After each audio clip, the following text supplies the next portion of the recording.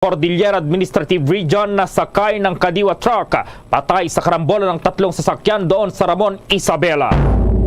At sa ating international news, ang Peru may bago ng leader na babae matapos ma-impeach ang kanilang presidente. Sa ating pag-sports balita, ang samahang weightlifting ng Pilipinas President Morico Pentebella Campanteng baka kakuha pa ng gold medals itong Pilipinas sa weightlifting dito pa rin sa 2024 Paris Olympics. At live nationwide via satellite mula sa Bombo News Center Makati. At ngayon sa detalye ng ating mga balita. Inihayag po ng National Economic Development Authority o NEDA na napapanatili po ng Pilipinas ang masiglang labor market sa kabila ng mga hamon sa epekto ng pandemya. Ito ay kasunod ng ulat ng Philippine Statistics Authority na bumaba ang unemployment rate sa 4.5% noong October 2022 mula sa dating 7.4% na naitala naman sa kaparehong panahon noong nakaraang taon. Ito ang pinakamababang unemployment rate na naitala sa buwan ng Oktubre simula pa noong 2019. Naniniwala po si Economic Development Authority Secretary Arsenio Balisacan ang muling pagbubukas ng face-to-face classes at itong pagbabalik sa full capacity ng iba't ibang sektor ay nagbigay daan para matugunan ang mga nawala sa pandemya. Tiniyak naman ng kagawaran na magpapatupad ang pamahalaan ng mga emergency employment program para mabawasan ang employment losses. Samantala, kansilado muna ngayong araw ang ilang domestic flights sa mga paliparan sa bansa dahil sa masamang timpla ng panahon. Batay pa sa nilabas na abiso ng Manila International Airport Authority, kansilado muna ang mga sumusunod na flight. Ang Subgo, DG6881, 6882, ito yung Manila, Surigao, Manila. Ang Cebu Pacific Air naman, 5J, 504, 505, Manila, Tuguegarao, Manila. Samantala, kaugnay nito ay pinapayuhan naman ang mga pasahero na makipag-ugnayan sa kanilang airline company para sa rebooking o refund ng kanilang mga ticket. Samantala sa ibang mga balita, ang Pangulong Ferdinand Bongbong Marcos may pagtitiyak daw dito pa rin sa mabilis na inflation record at itong pananamlay ng local currency. At may-report si Bombo Dennis Hamito. Kumpiyansa ang Pangulong Ferdinand Bongbong Marcos Jr. na mananatiling matatag ang ating ekonomiya sa harap ng kabi-kabilang pagsubok umano sa ating ekonomiya. Meron kasing internal factors, meron ding external factors. Pero ayon sa Pangulong Marcos, ito umano ay patuloy na tinutugunan ng pamahalaan. Katunayan, dito sa inilabas na record kung saan ang inflation ay muling bumilis yung presyo ng mga produktong petrolyo ang pagmahal, ganun din yung serbisyo na tinatangkilik ng ating mga mamamayan. Bunsod nga nito ay malaki ang impact sa ating ekonomiya. Pero ang magandang balita umano ay bumaba naman ang unemployment record ng ating bansa. Ito umano ang bumabalanse ngayon sa ating ekonomiya at inaasahan magkakaroon ng magandang trend pagpasok ng taong 2023. Kaugnay niyan, narito ang bahagi ng pahayag ni Pangulong Ferdinand Bongbong Marcos Jr. Ng balita na tumaas ang inflation rate na hanggang 8% last November, meron namang kasabay na mas magandang balita na bumaba ang unemployment rate sa 4.5% mula sa 5%. Kaya kahit papaano ay hindi malakas ang loob natin, hindi tayo magkakaroon ng recession dito sa Pilipinas dahil masyadong mababang unemployment rate. At kung maalala ninyo sa pagsimula namin, dito sa administrasyong ito ay pinag-usapan na namin ay trabaho talaga ang aming uunahin. Kaya yan ang nakikita ngayon natin na Yan ang pahayag ni Pangulong Ferdinand Bongbong Marcos Jr. Kaya naman, ang itutulak ngayon ng Marcos administration pagsapit ng taong 2023, mas maraming trabaho. At ito mano ang dadalhin din na issue ng Pangulo sa kanyang pagtungo sa Belgium. At yan ay magkakaroon nga ng pre-departure briefing. Yan ay mangyayari bukas sa Bombo Gerald, Bombo Jane, Kaya malalaman natin kung anong magiging kabuuan ng kanyang lakad sa pagharap bukas ng kanyang team na babalangkas nitong lakad ng Pangulo. Pero siksik na schedule ito, Bombo Gerald, mga kabombo, at 3 araw lamang halos mananatili sa Brussels, Belgium ang Pangulo, at balik din naman dito sa ating bansa. Medyo malayo-layo na biyahe, kaya titignan natin kung ano ang magiging produkto ng kanyang pagtungo doon, dahil importante, lahat ng lakad, sabi ng Pangulo, ay nagbubunga at ito ay tumatatak sa ating ekonomiya, kumbaga nagre-reflect. Kaya mainam na daluhan itong mga aktibidad umano sa ibayong dagat, basta ang importante magbubunga at magiging kapaki-pakinabang para sa ating pangkalahatan, lalo na sa ekonomiya ng bansa. Bombo Gerald. Sa susunod na taon, yung sinasabing mga mas maraming patrabaho, saan yung pinakamaraming trabaho dito, Bombo Dennis, or anong sektor, Bombo Dennis, yung bibigyan ng mas maraming trabaho, Bombo Dennis? Well, basically, ang target naman na matulungan para dito sa aspetong pagkakaloob ng hanap buhay, ito yung mga pangunahing naapektuhan ng COVID-19 pandemic. Tsaka yung ina-address ngayon ng pamahalaan, yung underemployment, Bombo Gerald. Kahit halimbawa, ikaw ay inhinyero, pero ang trabaho mo ay kumbaga mas mababa ng konti kumpara dun sa kumbaga talagang pinag-aralan. Meron na nagtapos ng inhinyero, pero parang ang nagiging trabaho niya ay sa planning at yung mga kahalintulad. Related pa rin naman. Kaya lang, hindi kasing level ang kinikita kung ikaw ay full-time engineer.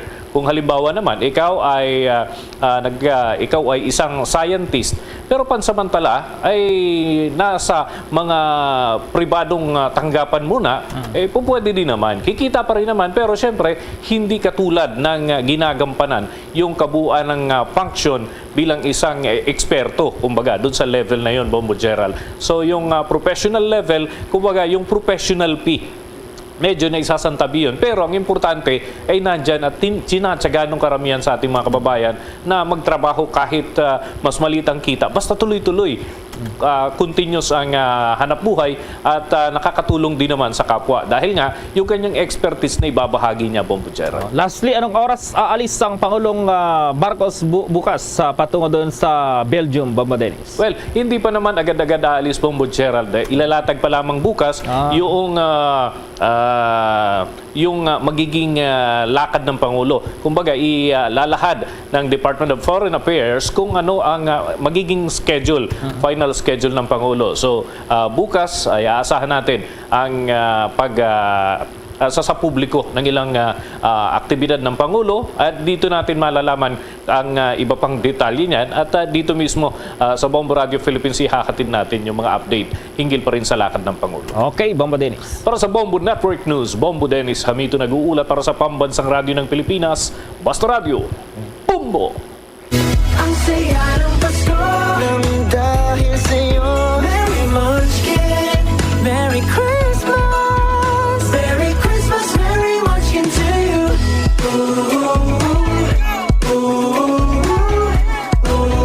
Merry Christmas, Merry Munchkin to you. Happy Holidays from Dunkin', pasalubong ng bayan. At ngayon, sa pagpapatuloy ng iba pang pangunahing mga balita. Kaharap na po si Justice Secretary Jesus Crispin Remulla at si Mama Fatima Singhate, itong United Nations o UN Special Rapporteur on the Sale and Sexual Exploitation of Children. Nagkaroon ang mga ito ng dialogo kanina lamang po, pasado alas 11:20 ng umaga nang makarating itong si Singhate sa compound ng Department of Justice doon sa Maynila. Si Singhate ang unang UN Special Rapporteur na bumisita pa sa Pilipinas mula noong 2015. Ayon po kay Secretary Remulla, ang nangyari itong courtesy call sa kanya ni Singhate at kanyang binanggit ang mga hakbang na ginagawa ng pamahalaan ukol pa rin sa mga kaso ng pang-aabuso sa mga kabataan. Mayroon daw posibilidad na magdeklara ang pamahalaan ng outbreak ng hand, foot, and mouth disease sa ating bansa. Ayon kay infectious disease expert Dr. Jean Solante, ito ay kung tataas din ang kaso ng naturang sakit sa mas marami pang rehiyon sa bansa. Sinabi ni Solante, ang hand, foot, and mouth disease ay nagsimula lamang noong buwan ng Oktobre sa may San Pascual, Batangas.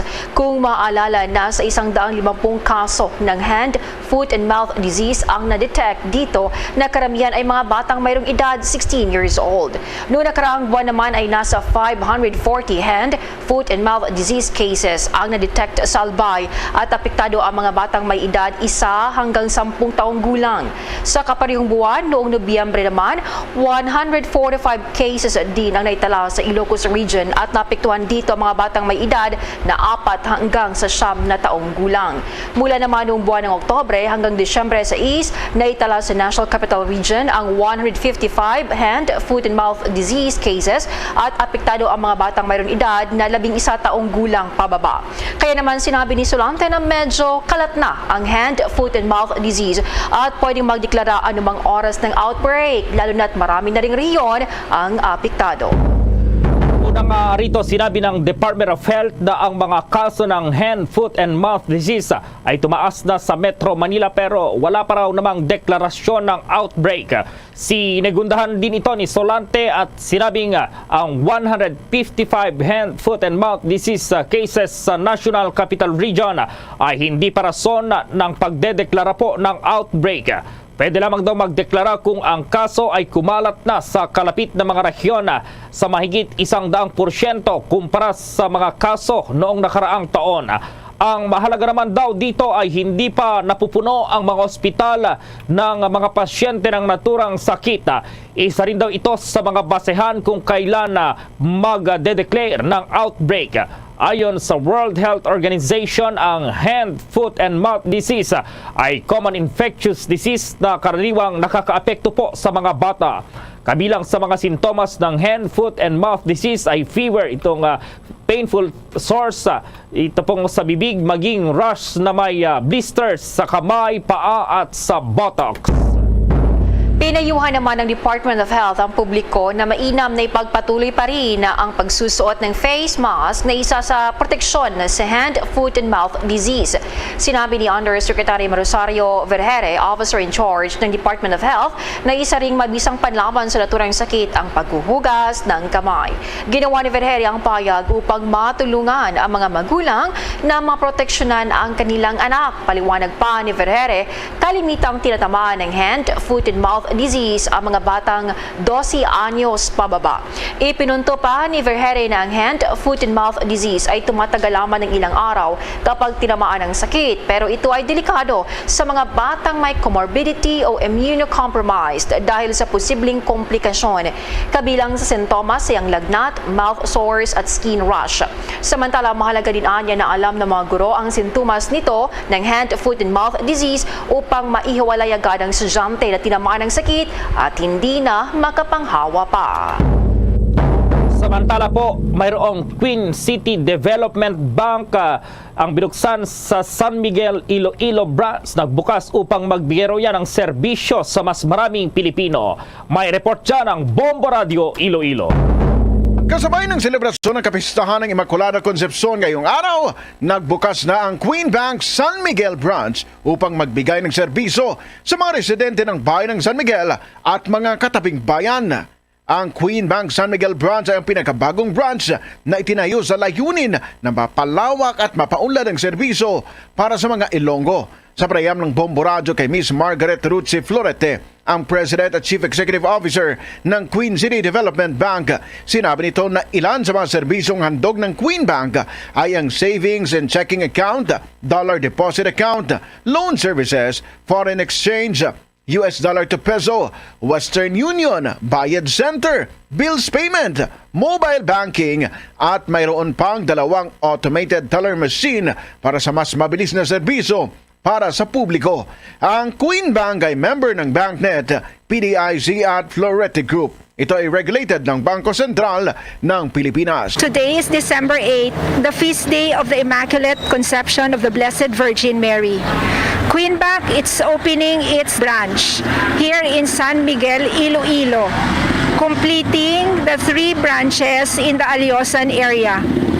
Along with our other branches nationwide, Queen Bank offers the traditional savings, current, time deposit accounts, as well as foreign deposit accounts. On top of that, it is also catering to mobile banking, ATM, money transfers, as well as its array of products for its loans.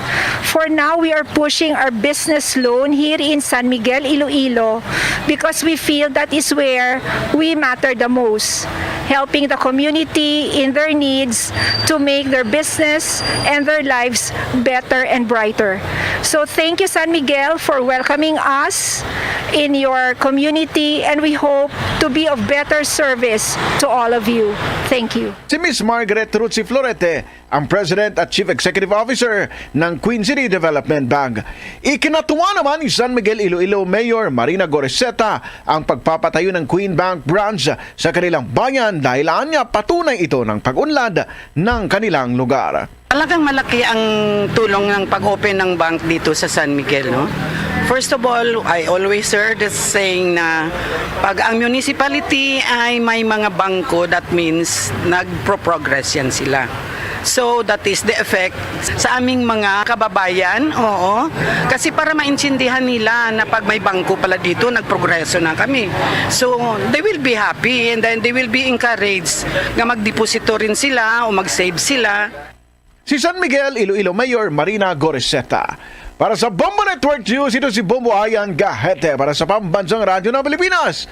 Consistent of all, number 1 sa Iloilo Basta Radio. Bombo!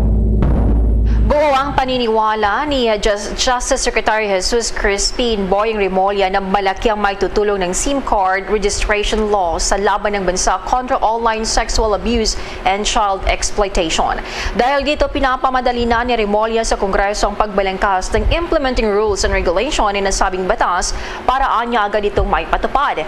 Paliwanag pa ng kalihim, patuloy pa rin kasi ang pamamantala ng mga nasa likod ng online sexual abuse sa paggamit ng mga prepaid cards, dahilan kaya hindi mahabol ng otoridad ang mga suspect. Sa oras anya na may patupad na ang SIM card registration law, ay mas magiging madali nang makilala kung sino ang nasa likod ng mga malalaswang gawain. Nagugat ang payag ni Remulla matapos ang pakikipag-usap nito kay United Nations Special Rapporteur on the Sale and Sexual Exploitation of Children na si Mama Fatima Singhate. Samantala po, lumabas sa non-commissioned survey na isinagawa po ng Okta Research na ang mga presyo ng mga pangunahing bilihin ngayon, pagtaas ng sahod ng mga manggagawa at ang access sa abot-kayang pagkain ay kabilang po sa mga nangungunang pambansang alalahanin ng mga nasa hustong gulang na mga Pilipino. Isinagawa itong independent tugon ng masa poll mula Oktubre 23 hanggang Oktubre 27. Naging participants sa survey itong 1,200 babae at lalaki na mga respondents na may edad 18 years old pataas. Inihambing ng Okta Research ang data na ito sa parehong survey na isinagawa naman noong nakaraang taon na nagpapakita ng isa sa mga pinaka-urgent na pambansang alalahanin noong nakaraang taon ay itong pagkontrol sa pagkalat ng COVID-19. Ang pagtaas ng presyo ng mga pangunahing bilihin sa kabilang banda ay lumitaw bilang pinakamataas na pambansang alalahanin ng mga Pilipino simula Marso noong itong Marso ngayong taon. Sa dagdag pang mga balita sa oras na ito, si Representative Salceda naniniwalang ang bagong public-private partnership law ay malaking tulong sa pagsara ng 7.3 trillion pesos na Philippine Investment Gap. Bagong batas naman aprobado na sa Kamara sa second reading. Alamin ang karagdagang pang mga balita sa report ni Bombo Annalise Sobirano. Naniniwala si House Ways and Means Chairman at Albay Representative Zoe Salceda na makakatulong sa pagsasara sa 7.3 trillion infrastructure investment gap ang panukalang Public-Private Partnership Law o PPP At inaprobahan na rin ng Kamara sa second reading ang nasabing panukala kung saan si Salceda ang principal sponsor at chairman ng Technical Working Group. Aminado ang mambabatas na hindi kaya ng national government na makapaglikom ng 1.47 trillion na buwis kada taon para tugunan ang agwat na ito. Subalit maaaring gamitin ng gobyerno ang mga mapagkukunan ng pribadong sektor upang matiyak na ang mga proyektong ito ay naipapatupad. Binigyang diin ni Salceda na kayang punan ng private sector ang kuwang ugap sa pamumuhunan sa infrastruktura. Batay sa G20 Global Infrastructure Outlook, ang Pilipinas ay nangangailangan ng 559 billion US dollars na pamumuhunan sa mga pangunahing sektor ng infrastruktura hanggang sa taong 2040 upang matugunan ang Sustainable Development Goals. Pero ayon sa Economist Solon, kailangan ng gobyerno na maghanap ng pondo ng humigit kumulang na 7.3 trillion pesos sa mga proyektong pang-infrastruktura upang matugunan ang nasabing goals. Ipinunto ni Salceda na malaking tulong ang private sector para mapunan ang gap na ito. Kaya nararapat lamang na palakasin pa ang partnership ng public at private sector. Welcome naman sa mga economic managers ang pagpasa sa ikalawang pagbasa sa PPP Act. Pinasalamatan naman ng economic team ng Pangulong Marcos ang Kamara sa pagtrato sa panukalang batas with urgency. Nabatid na ang economic team ang nagrekomenda na madaliin ang pagpasa sa public-private partnership. Pakinggan natin itong si Representative Yes, samantala, Bombo Geraldo, samantala hindi pinalusot ni Gabriela Party List Representative Arlene Brosas ang tangkang pagsalba sa kontrobersyal na Maharlika Wealth Fund ay pagmumulan pa rin ito ng korupsyon. Ayon sa ACT Teachers Party List Representative Franz Castro naman, kahit gaano pa kabanguhin at baguhin ang mga probisyon sa Maharlika Wealth Fund, mananatili ang fact na bulok ang bill at dapat lamang ito ibasura. Sabi pa ni Representative Castro, walang surplus funds ang gobyerno dahil ang laki ng utang natin. Pakinggan naman natin itong si Gabriela Party List Representative Arlene Brosas. Sa wealth fund po, kahit tanggalin pa ang GSIS at SSS sa pagkukuhanan ng pondo, maaari pa rin maging balon ng korupsyon ang Maharlika Fund. Lalo't talamak ang korupsyon sa gobyerno at walang hinahain na safeguards para siguraduhin gagamitin ito sa tama, yung pondong ito. Kung gusto talaga ng gobyerno na magkaroon ng pondo, tanggalin nila ang Confidential at Intelligence Fund. Ayusin nila ang prioritization sa budget ng mamamayan, singilin ang mga big-time tax evaders at maglaan ng pondo para sa batayang serbisyo na direkta sa mamamayan. Yun po ang gusto natin. In fact, hindi dapat tayo nagmamaharlika wealth fund kasi wala naman tayong surplus na pondo para dito. Ang pahayag, Gabriela Party List Representative Arlene Brosas. Bombo Anali Montaño Soberano nagukulat para sa Pambansang Radyo ng Pilipinas. Basta Radio, Bombo. Mga kabombo at ka-Star Nation, babalik na sa face-to-face ang selebrasyon ng Dinagyang 2023. Isasagawa mula January 13 at ang highlight ay sa January 22, 2023. Ang Dinagyang 2023 ay hatid ng Iloilo City Government at Iloilo Festivals Foundation Incorporated. Ang live updates at coverages ay maririnig at makikita sa lahat ng himpilan at digital platforms ng Bombo Radio Philippines. Viva! Viva! Viva! Viva! Senyor Santo Niño! Basta Radio Bombo! This is Mayor Jerry Treñas of the City of Iloilo inviting you to witness and celebrate the face-to-face Dinagyang 2023. Viva Senyor Santo Niño! Viva Senyor Santo Niño! Viva Senyor Santo Niño! Mas mababaraw ngayon ng 72% ang mga naitatalang kaso ng krimen mula Hulyo 1 hanggang Setyembre 30 ngayong taon kumpara sa parehong period noong 2016 o noong bagong Pangulo din si dating Pangulong Rodrigo Duterte. Sa statement na binasa ng Department of Interior and Local Government Public Affairs and Communication Service Director Marlo Guanzon sa isang press conference, sinabi ni Interior Secretary Benhur Abad Abalos na patuloy daw ang bansa sa pagpapanatili sa kapayapaan at kaayusan ng bansa. Anya patuloy rin umano ang pagpupursige ng pamahalaan sa peace and order matapos maitala nga itong 72.33% na overall decrease sa bilang ng mga krimen gaya ng pagpatay, rape, robbery at karnaping. Noong buwan ng Nobyembre, iniulat naman po ng Philippine National Police na ang insidente ng 8 focus crimes ay mas mababa sa nakalipas na 11 buwan ngayong 2022 kumpara naman sa parehong period, 3 taon na po yung nakakaraan. Kabilang sa mga focused crimes, itong murder, homicide, physical injury, rape, robbery, itong theft, pagnanakaw, carnapping of motor vehicles at carnapping of motorcycles. Samantala, sinabi po ni DILG Secretary Benhur Abalos na ipagpapatuloy ng DILG ang giyera laban sa iligal na droga na mayroong parehong intensity gaya noon sa ilalim naman ngayong administrasyon. Dagdag ni Abalos na ang drug war ay ipatutupad base na rin sa konstitusyon. Tiniyak ni Abalos na walang mawawalang buhay o mamamatay sa pagpapatupad ng pamahalaan ng kampanya laban pa rin sa iligal na droga. Samantala, patuloy na iniimbisigahan ng Bureau of Immigration ang pagkakaharang sa 4 na Arab sa Ninoy Aquino International Airport. Tinangka umano ng human trafficking syndicate na ipuslit ang family of 4 Arab nationals patungong United Kingdom. Sinabi ni Bureau of Immigration Commissioner Norman Tansinco ang 4 na pasahero at kinabibilangan ng ina at 3 nitong anak. Naharang ang mga ito sa Ninoy Aquino International Airport Terminal 3 matapos tangkaing sumakay sa Cathay Pacific flight patungong Hong Kong. Pagkatapos ito ay doon na ulit sasakay ang mga banyaga ng flight patungong United Kingdom. Ani pa ni Tansenko, nagpresenta raw ang naturang mga banyaga ng mga passport sa airline at sa immigration officer. Agad namang pinagdudahan ng mga officers ang authenticity ng kanilang travel documents.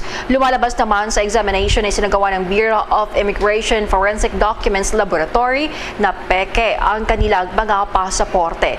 Naniniwala naman si Tansenko na ang tangkang human trafficking ay ang pagsisikap ng mga international syndicate na gamitin ang Manila bilang transit o jump-off point para sa mga biktima.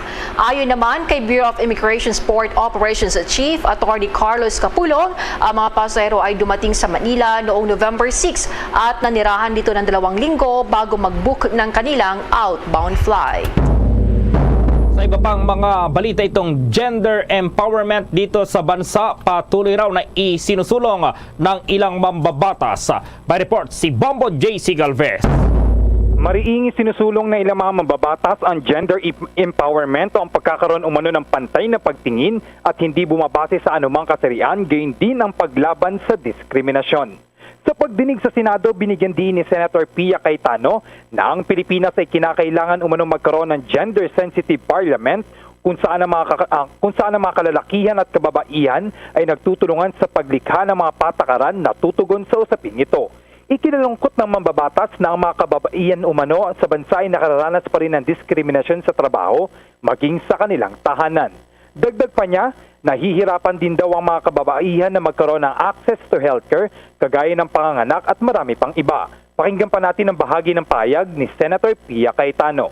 Sadly, women still experience discrimination in all facets of life, from the workplace to their personal lives at homes, where in many countries the burden of home care and family care falls upon the woman, even though she is also a breadwinner. That is also the case in our country, Your Honors. They also have difficult access to health care given their special needs. They give birth. There are health issues that are particular only to women and can only be experienced by women, and therefore the discrimination happens only to women. And then also in education, of course, in the Philippines, I'm very proud to take note that the Philippines is no longer the laggard in terms of access to education. A lot of our female children and even up to the tertiary level are able to access college, so that one is okay. Yan ang bahagi ng pahayag ni Senator Pia Cayetano. Pagtiyak naman ni Senate President Juan Miguel Mig Zubiri, sponsor ng concurrent Senate Resolution number 5 na maayos umano may pipresentang mga kababaihan kapag opisyal nang nabuo ang Bangsamoro Forum. Ang Bangsamoro Parliament Forum ay isang mahalagang hakbang para sa tunay na pag-unlad sa Bangsamoro Autonomous Region in Muslim Mindanao o BARMM. Para sa Bombo Network News, ako si Bombo JC Galvez, nag-uulat para sa Pambansang Radyo ng Pilipinas. Basta Radyo, Bombo! Ibinida naman ng Department of the Interior Local Government ang ilan sa mga naging matagumpay na resulta ng mas pinaigting na kampanya nito kontra illegal na droga sa ilalim ng administrasyon ni Pangulong Ferdinand Bongbong Marcos Jr. Ito ay matapos na makumpiska ng mga otoridad ang bilyon-bilyong halaga katumbas ng illegal na droga. Kasabay ito ng pagkakaresto nito sa libu-libu mga individual na may kinalaman pa rin dito sa loob lamang ng 5 buwan. Sa isang payag ay iniulat ni Interior Secretary Benjamin Abalos Jr. na sa ilalim ng Administrasyong Marcos ay umabot na sa 9.9 billion pesos ang halaga ng nasabat na illegal na droga sa bansa, habang nasa 24,159 drug-related individuals naman ang karnaaresto mula July 1 hanggang November 24. Ani ang hakbang na ito ay bahagi pa rin ng pagpapatuloy ng kasalukuyang pamalaan sa sinimulang drug war campaign ng Duterte administration. Ngunit nilinaw naman ni Department of the Interior Local Government Director Marlo Guenzon na ang gagamitin ng gobyerno ngayon ang pinagsama-samang tulong ng komunidad, kabataan, paaralan, simbahan, mga pribadong sektor at ang taong bayan para sa pagsugpo sa suliranin ng bansa, hinggil yan sa illegal na droga.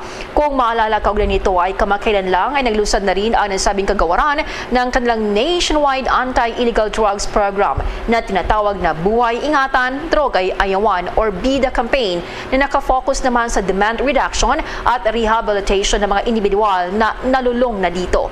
Alinsunod pa rin sa naging pangako ni Pangulong Marcos na ipagpapatuloy ang war on drugs sa bansa kasabay ng pagsasayos at rehabilitasyon nito.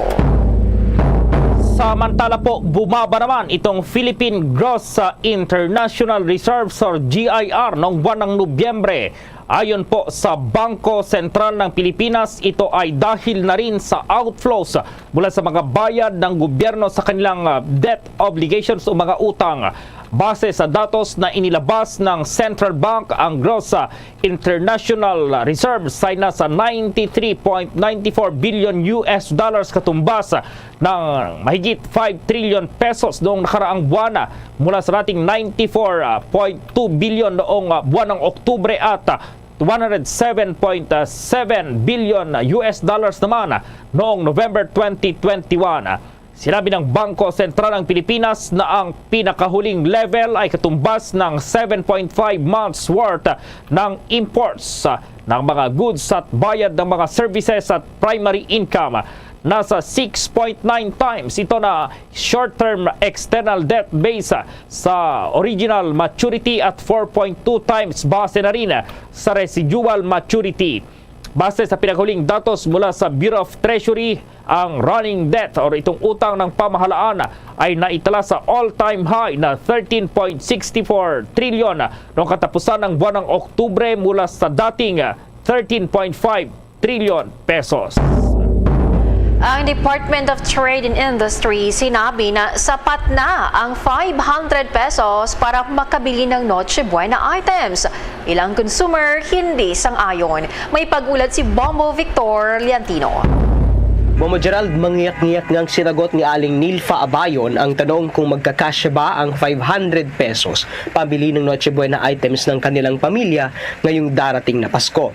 Ayon kay Aling Nilfa ay hindi sapat ang 500 piso dahil na rin sa patuloy na pagtaas ng inflation rate dahilan upang tumaas ang presyo ng mga bilihin sa ating bansa. Si Aling Nilfa ang tumatayong ama at ina sa kanyang mga 5 anak at mag-isang itinataguyod ang kanyang pamilya. Malaki rin umano, Bombo Gerald, ang naging epekto ng nagdaang pandemic sa kanyang pamilya kung kaya't hindi na nila ramdam ang araw ng Kapaskuhan. Pakinggan natin ang kanyang pahayag. Parang wala na nga kami Pasko. Kasi mahalin ang mga bibili ngayon. No choice naman kung wala na yun talagang iba, ipagkakasya na lang. Depende lang sa depende lang sa makakaya. Kung minsan abundansya, minsan din kung yun lang kung ano lang nandyan. Depende sa budget lang po. 5, 6 kami. Ako ang tatay, nanay. Kaya kung ano lang yun talaga ang dyan, yan lang yun ang pinagpagkasiyahan na lang. Samantala, hindi rin nagkakalayo ang sagot ni Aling Rebecca kay Aling Nilfa. Ayon kay Aling Rebecca ay kaunti na lang ang kanilang inihahanda dahil mahal pa rin ang mga bilihin. At naniniwala na nga na kung ang 1,000 ay hindi daw sapat, malamang daw ay hindi rin kasya ang 500 piso. Narito ang kanyang pahayag. Sa Pasko, sa kabagong taon, spaghetti, salad, yung chicken. Ngayon di ka na kunti na lang ihanda mo kasi mahal ang bilihin, di ba? O hindi, yung 1,000 nga, kulang pa nga. Yung mga ingredients lang kulang na, di ba? Una nga rito ay nagpalabas ang Department of Trade and Industry ng Noche Buena Tipid Tips upang hikayatin daw itong mga consumer na maging wais sa pagbabudget. Ang sample computation nga nito, Bombo Gerald, ay nagpapakita na ang 500 pesos ay sapat na para sa pamasahe, spaghetti, fruit salad, tinapay, keso at iba pa. Ang sinasabi naman nitong mga ating nakapanayam ay hindi sapat ito sapagkat kailangan pa ng mga sangkap para maluto ang nasabing mga pagkain. Para sa Bombo Network News, ito po si Bombo Victor Liantino nag-uulat para sa Pambansang Radyo ng Pilipinas. Basta Radio, Bombo!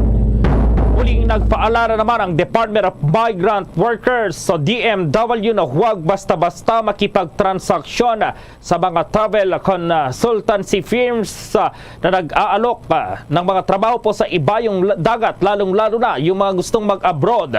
Kasunod na rin ito ng utos ni Migrant Workers Secretary Susan Toots Ople na pagpapasara sa travel consultancy firm na nag-aalok to ng pekeng trabaho doon sa Poland. Kabilang sa mga isinara itong IDPL or IDP Lumen Travel Consultancy Services na nag-aalok daw ng trabaho pero naniningil ng nasa 122,000 pesos sa mga aplikante.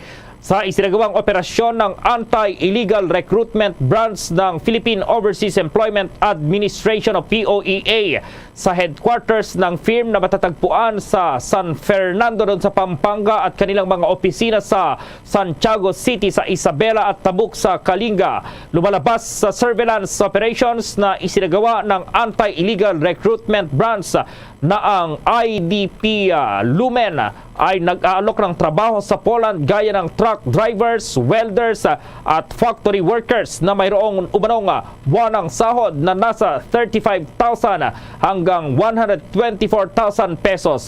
Pero ang IDP Lumen Travel Consultancy Services ay wala raw lisensya sa Philippine Overseas Employment Administration para mag-operate bilang recruitment agency at wala ring validated overseas job orders. Kasunod dito, ipinag-utos na rin ng kalihim ang paghahain ng illegal recruitment charges laban pa rin sa IDP Lumen. Hinikayat din nito ang mga biktima ng agency na kumontak po sa Department of Migrant Workers para sila ay maalalayan sa pagsasampa po ng kaso. Bombo Radio Philippines presents Christmas Around the World. Mga kabombo at ka-Star Nation, tunguhin naman natin ang Spain at alamin kung paano ipinagdiwang ng mga Spanish ang Pasko sa pamamagitan ni Bombo International News Correspondent Eva Tinaza. Hatid sa atin ni Bombo Everly Rico. Ang Spain o Reino de España ay isang bansa sa southwestern Europe. Majority ng populasyon nito ay Romano-Katoliko. Nag-uumpisa ang selebrasyon ng Pasko sa Spain tuwing Disyembre 22 at nagtatagal sa ika-6 ng Enero. Ito ay 15 araw na festivities kung saan mai-experience ang kakaibang Christmas traditions. Simulan natin sa isa sa most exciting na tradisyon sa Spain tuwing Pasko, ang pagtataya ng lottery. Kung sa ating mga Pinoy, ihalos walang mintis sa pagtataya ng loto sa pag-asang mananalo ng limpak-limpak na halaga.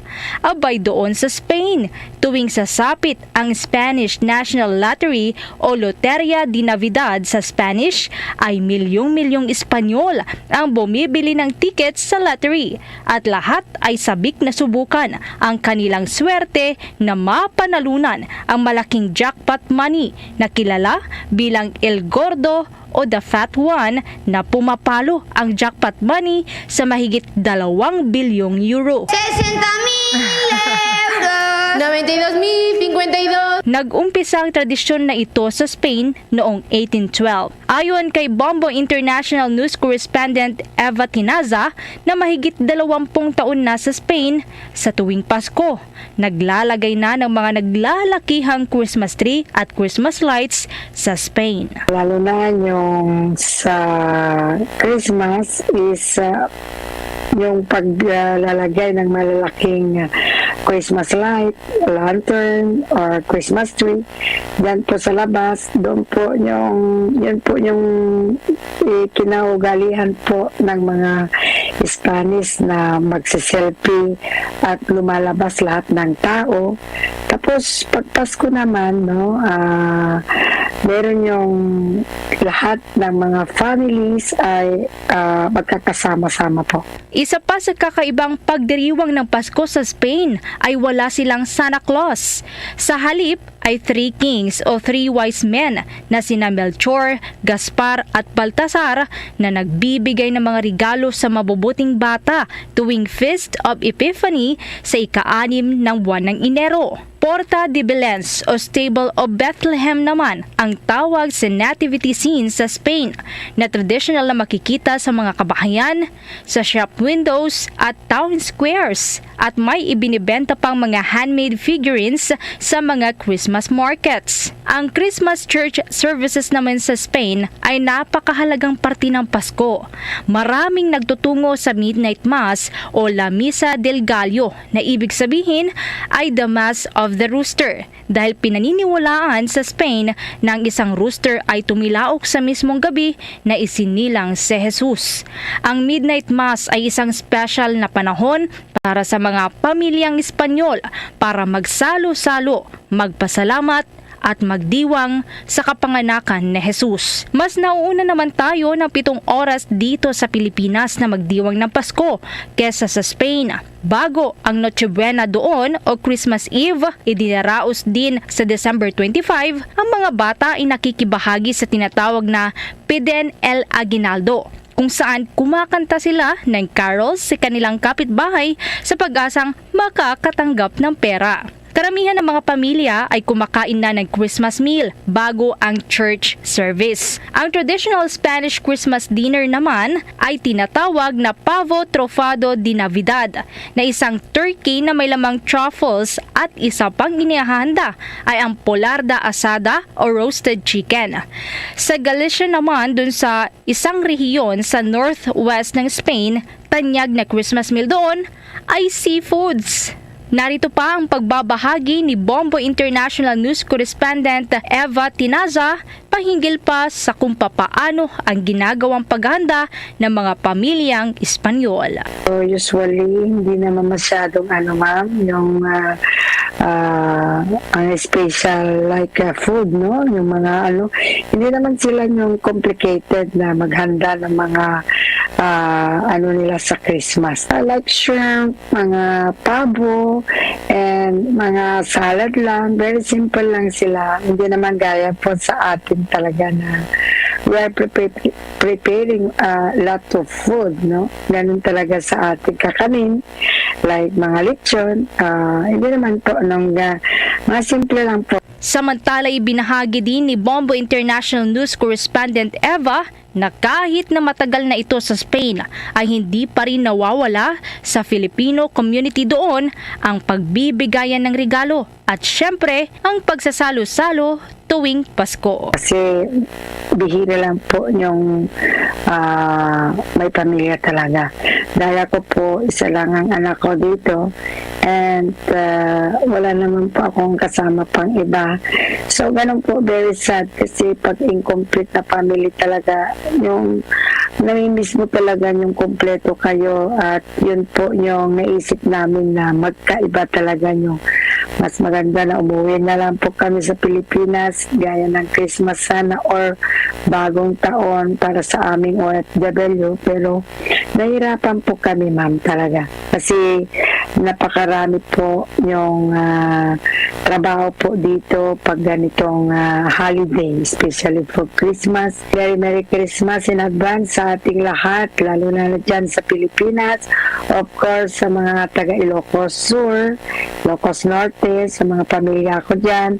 At sana maintindihan nyo na hindi po kami uuwi na naman itong Christmas at bagong taon dahil nandito po kami na para lang sa mga future sa pamilya po namin.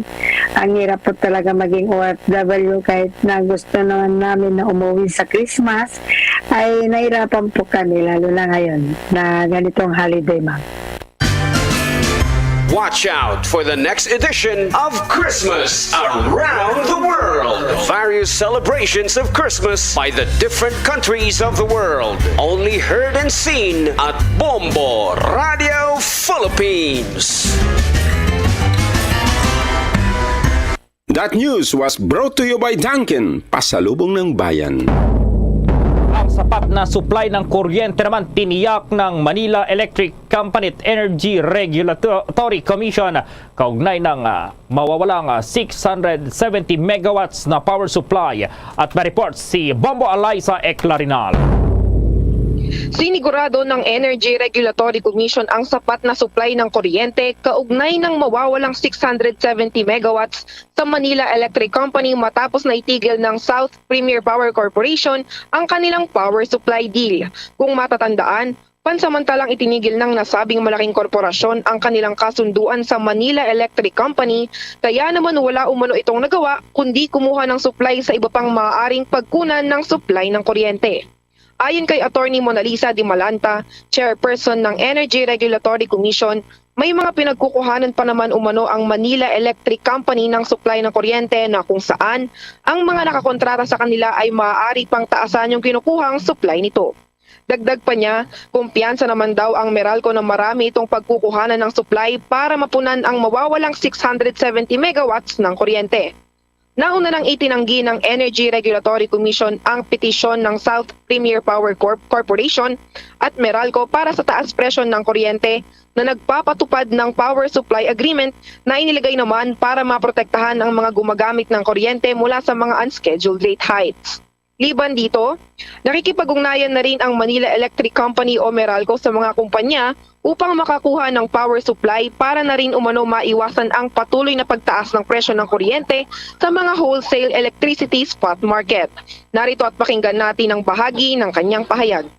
Naman pong kampiyansa naman po si Meralco na may makukunan siya. Kasi po meron naman po tayong merkado, may spot market. So wala pa po tayo sa usapin ng presyo. May spot market naman po tayo. Meron din pong ibang supplier si Meralco. So pwede pong yung buong 13% kunin niya sa market or a portion of it na hindi niya na makuha doon sa mga ibang kontrata niya. Kasi lahat naman po ng planta nag-o-offer sa West. Kahit po may kakontrata sila or wala, lahat sila kailangan ilay yung mga capacity nila sa market. Tapos po kasi sa market yung nagsischedule ng sino ang tatakbo at apektado po yun hindi dahil ng pagsuspindi ng supply ng SPPC kundi dahil sa kalagayan talaga ng supply natin dahil nga ho sa mga planta na hindi na ini-expect na mga kung usapin po ng supply, meron naman po although alam po natin na itong linggong to parang buong linggo tayong naka-yellow alert. So ibig sabihin po manipis yung reserba. Mukhang may enough dito naman po sa atin ang pinag-usapan po ka ng outage.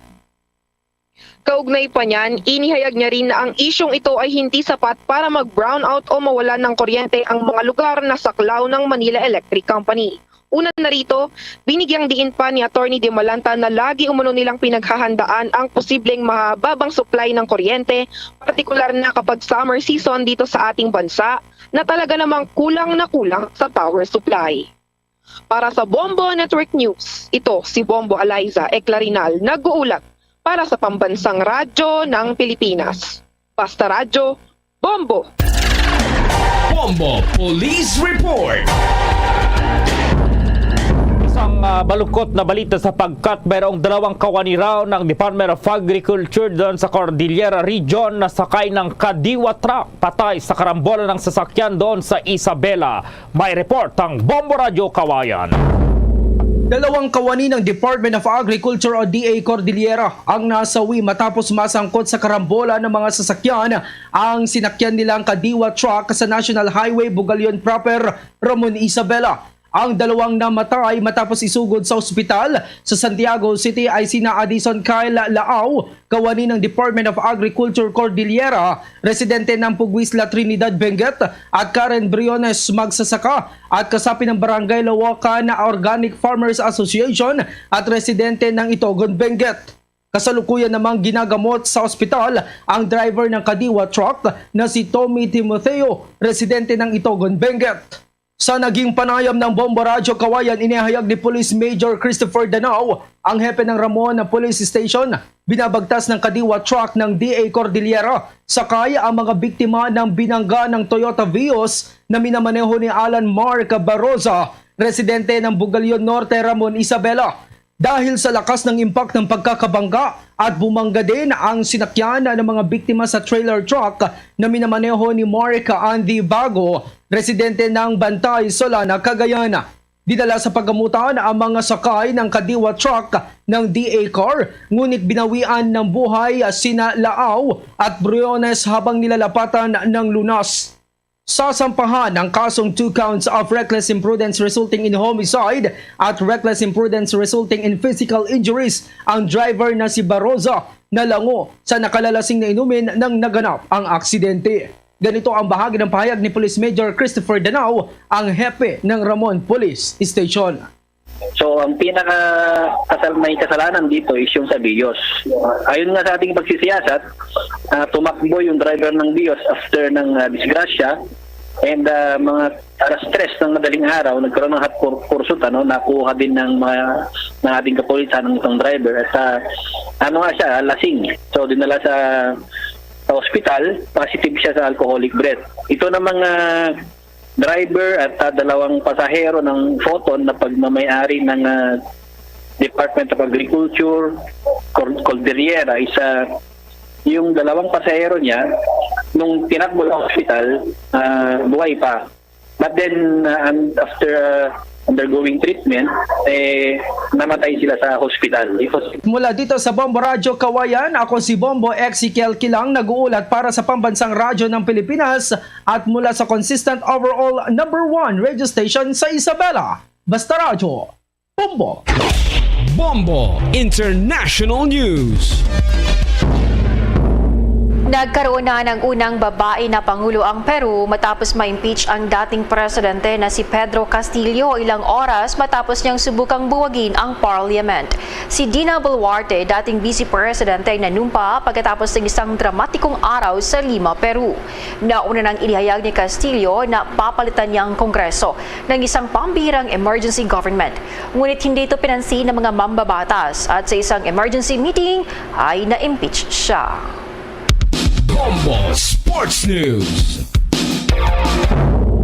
Ang samahang weightlifting ng Pilipinas sa President si Monico Puentevilla po aminado raw umaasang makakakuha pa ng gold medal ang Pilipinas dito pa rin sa weightlifting ng 2024 Olympics doon po sa Pransya matapos ngang pagkampiyon ulit kanina si Heidelin Diaz at ma-report ang Star FM Bacolod. Naniniwala si samahang weightlifting ng Pilipinas President Monico Puentevilla na maghahatid pa ang weightlifters ng Pinas na medalya sa inaantabayanan ang Paris Olympics 2024. Sa ngayon, sigurado na ang spot ni Diaz kung saan kanyang magiging 5th appearance sa Olympics dahil ang Bogota World Competition ay parte ng qualifying para sa naturang palaro. Sa ulat ni samahang weightlifting ng Pilipinas President Monico Puentevilla, sigurado ito na magbibigay na naman ng pride sa bansa ang mga Philippine weightlifters. Makakuha tayong silver silver or gold ulit sa Paris Olympic. In 2 years, 2024, Olympic sa Paris. I promise this country silver or gold medal sa Olympic sa weightlifting. Ilan sa mga weightlifters na naglaro sa Bogota ay sina Nestor Colonia, Lovely Inan at Rose G. Ramos sa women's 49 kg class, 13th at 17th place, sina Tokyo Olympian Erlyn Ando sa 59th kg competition, Vanessa Sarno at Cristel Macrohon sa women's 71 kg at Dave Lloyd Pacaldo sa men's 67 kg. At yan ang balita mula dito sa 95.9 Star FM Bacolod. Para sa Bombo Network News, Star DJ Asher nag-uulat para sa Pambansang Radyo ng Pilipinas. Basta Radyo Bombo! Bombo Foreign Exchange Update. Sa palitan na po ng piso kontra naman sa dolyar ang isang US dollar sa ngayon ayon sa Bankers Association of the Philippines. Katumbas po yan ng 55 pesos at 45 centavos. Para naman sa ibang currencies, ayon sa Bangko Sentral ng Pilipinas o BSP, ang isang Hong Kong dollar katumbas po ng 7 pesos 20 centavos, ang Singaporean dollar 41 pesos at 23 centavos, habang ang Saudi Arabian Rial ay 14 pesos at 90 centavos, habang ang euro ay tumbas ng 58 pesos at 65 centavos. The Bombo Foreign Exchange Rate Update is brought to you by Queen City Development Bank. Samantala po, dahil pa rin sa kinaharap ng buong mundo itong coronavirus disease 2019 o COVID-19, samahan niyo po kami sa isang panalangin. Narito ang Orasyo Imperata. Merciful and compassionate Father, we confess our sins and we humbly come to you to find forgiveness and life. We come to you in our need to seek your protection against the COVID-19 virus that has disturbed and claimed many lives. We ask you now to look upon us with love and by your healing hand, dispel the fear of sickness and death, restore our hope, and strengthen our faith. We pray that you guide the people tasked to find cures for this disease and to stem its transmission. Bless the efforts to use the medicines developed to end the pandemic in our country. We pray for our health workers that they may minister to the sick with competence and compassion. Grant them health in mind and body, strength in their commitment, protection from the disease. We pray for those afflicted. May they be restored to health. Protect those who care for them. Grant eternal rest to those who have died. Give us the grace in these trying times to work for the good of all and to help those in need. May our concern and compassion for each other see us through this crisis and lead us to conversion and holiness. Grant all these through our Lord Jesus Christ, your Son, who lives and reigns with you in the unity of the Holy Spirit, God, forever and ever. Amen. We fly to your protection, O Holy Mother of petition in our necessities, but deliver us always from all dangers. O glorious and blessed Virgin. Amen. Our Lady, health of the sick, pray for us. Saint Joseph, pray for us. Saint Raphael the Archangel, pray for us. San Roque, pray for us. San Lorenzo Ruiz, pray for us. San Pedro Calungsod, pray for us.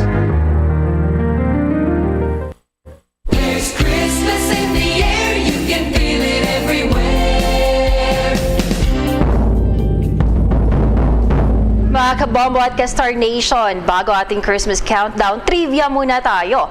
Alam niyo ba kung ilang bansa ang nagdiriwang ng Pasko sa buong mundo? Nasa 150 countries. Sa ating Christmas countdown, mga kabombo at ka-Star Nation, 17 days to go bago ang Pasko. Luzon, Visayas at Mindanao maging sa buong mundo, yan ang kabuuan ng Bombo Network News Evening Edition. Balikan lamang itong ating mga headlines. Masiglang labor market sa bansa, tiniyak ng National Economic Development Authority sa kabila ng pandemya. Ilang flights naman kanselado ngayong araw dahil sa masamang panahon, ayon yan sa Manila International Airport Authority. Ang Pangulong Ferdinand Bongbong Marcos tiniyak na hindi aabot sa resesyon ang ekonomiya ng bansa sa kabila na rin ng mabilis na inflation record at itong pananamlay ng local currency.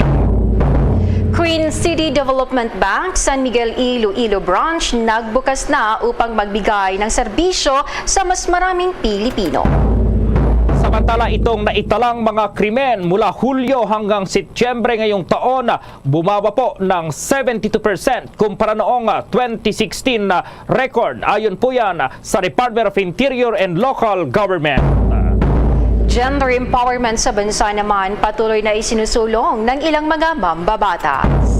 Sa ating police report, 2 kawani ng Department of Agriculture sa Cordillera Region na sakay ng kadiwa truck patay sa karambola ng 3 sasakyan doon sa Isabela. At sa ating international news, ang Peru may bago ng leader na babae matapos ma-impeach ang kanilang presidente. Sa ating sports balita, samahang weightlifting ng Pilipinas President na si Bonico Puentebella aminadong makakakuha or kampanteng makakakuha pa ng gold medal sa weightlifting ang ating bansa sa 2024 Paris Olympics. At live nationwide via satellite mula sa Bombo News Center Makati para sa Pambansang Radyo ng Pilipinas, Basta Radio Bombo!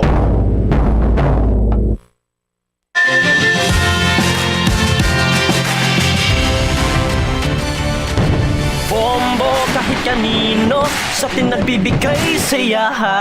Kahit kaano ang maibigay, ang tulong mo na may tunay.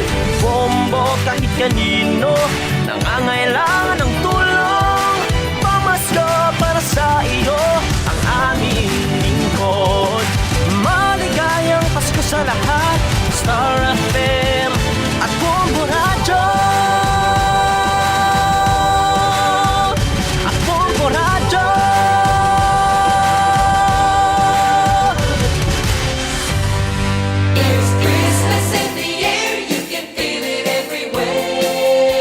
Sa ato sa Christmas countdown, may nabilin, 17 dias na lang, Pasko na. Marabogid nga salamat sa Bombo News Center o sa Bombo Radio Bacolod, Philippine Standard Time. 3 minutos sa nakaligan sa takna, kalas 7 sa gabi. Ay gabi sa Radsang Bacolod, Negros Occidental, West Visayas, Bilog nga kalibutan. Nagaplag na ang palatuntunan Zona Libre. Karon niya daw sang Webes, Petsa 8 sa bulan sang Disyembre tuig 2022. Pistahan no sang ato sa lima kami ni Mama Mary, Feast of the Immaculate Conception, special holiday no sa lima kami, wala sang klase, wala sang trabaho para sa ato ni mga estudyante kag mga empleyado sa gobyerno subong adlaw. Apang buwas di balik naman kita trabaho, may isa ka adlaw nga pagpulopawaya kag pag-relax. Ano ato mga labing tulopang doon pila ka madalagkuan nga mabalita, mga headlines sa mga balita lokal. Chairman sa Committee on Appropriations siya makabanan sa bahin sa City Council, Councilor Jude Rio Saison. Makabanan may pahayag may kangtanan sa bahin sa sining nasabi tiya kapag pasar sa 2023 national budget sa syudad ya sa Bacolod. Ini makabanan kon kuno naton ano kon lataon-ta ining budget no sa syudad sa Bacolod nagdangat no sa kapin sa 3 billion pesos no to be exact no ang 3 billion 250 million pesos, 3.2 billion pesos no general fund budget sa Bacolod City sa fiscal year 2023 and amount of 3 billion 250 million pesos ang gin-aprobahan niya makabaran kahapon sa sesyon sang konseho no na belong ini sa number 11 nga agenda correspondence number 10-22-0554. Ini makabaran ang na-approve no sa bahin niya sang sa sesyon kahapon bilang chairman sang Committee on Finance and Appropriations. May pahayag diri makabaran karon si si Councilor Jude Rio Saison. Adriman sa aton sa nga pagpangalaga. At ako sa report ni Bomboan si Dosoria pagpatpat din gahansa no siyempre personal services, sweldo sa mga empleyado no makabaran sa Bacolod City Government Center. Speaking sang sweldo makabaran kay siyempre mga bonuses atong gintikal iya makabanan sang alkalde sa syudad sa Bacolod, don Mayor Alfredo Benitez nga may tag masobra kuno 47,000 daw nagalagas man sa bahin sa syudad sa Bacolod. Ang babaton kuno nga bono sa mga empleyado sa Bacolod City Government Center sa 47,000 pasaka.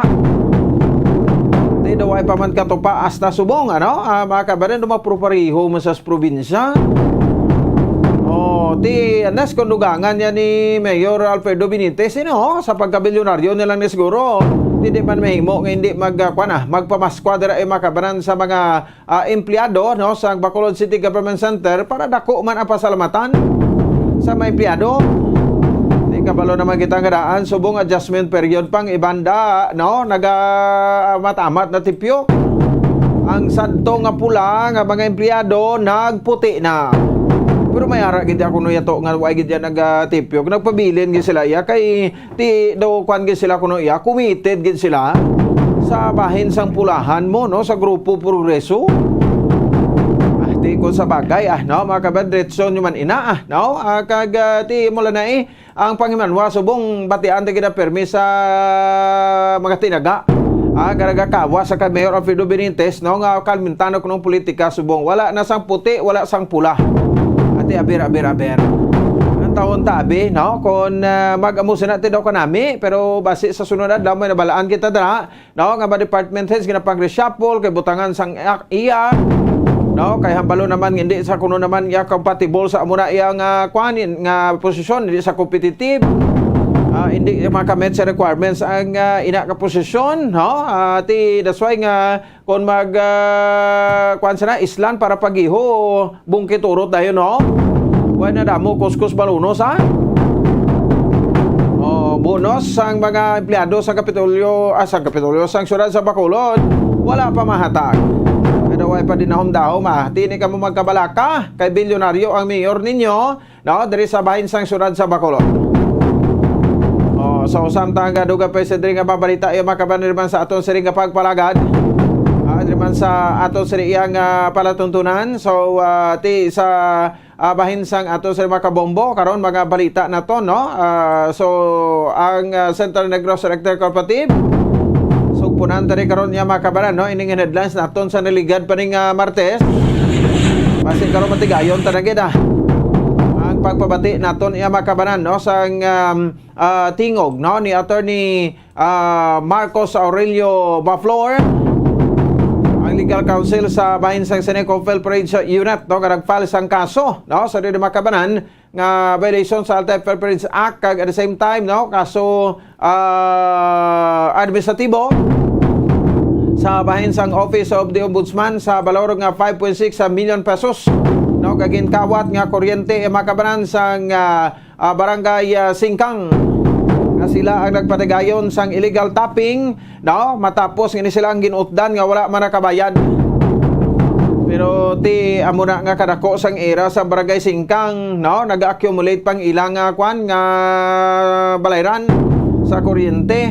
Ano ang problema dira no mismanagement na naman nga gini kita kabayad makabayad gani ng remedyo general lang ang obra nila makabayad gani mga barker naton nga sus kung isa gani ang income na nila tag 200-600 sa kadlaw tag 5 ka pesos makabayad gani sila.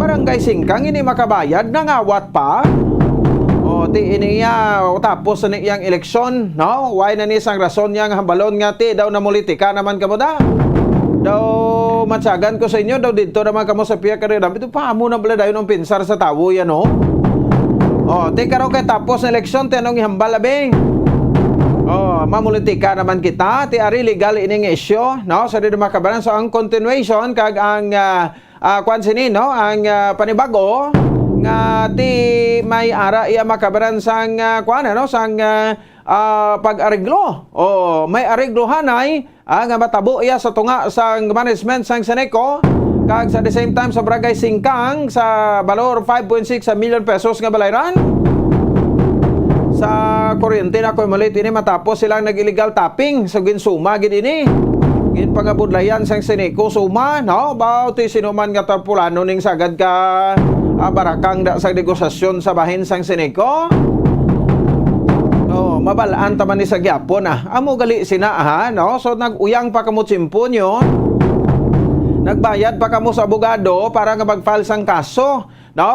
Dito sa Office of the Ombudsman pila pa ang attorney's fee nyo dira, pila ang appearance fee, pila ang filing fee. Sang siniko sa abogado, no? So nagasto pa kamo tapos mapareglom lang mo da. Ay hindi mayo.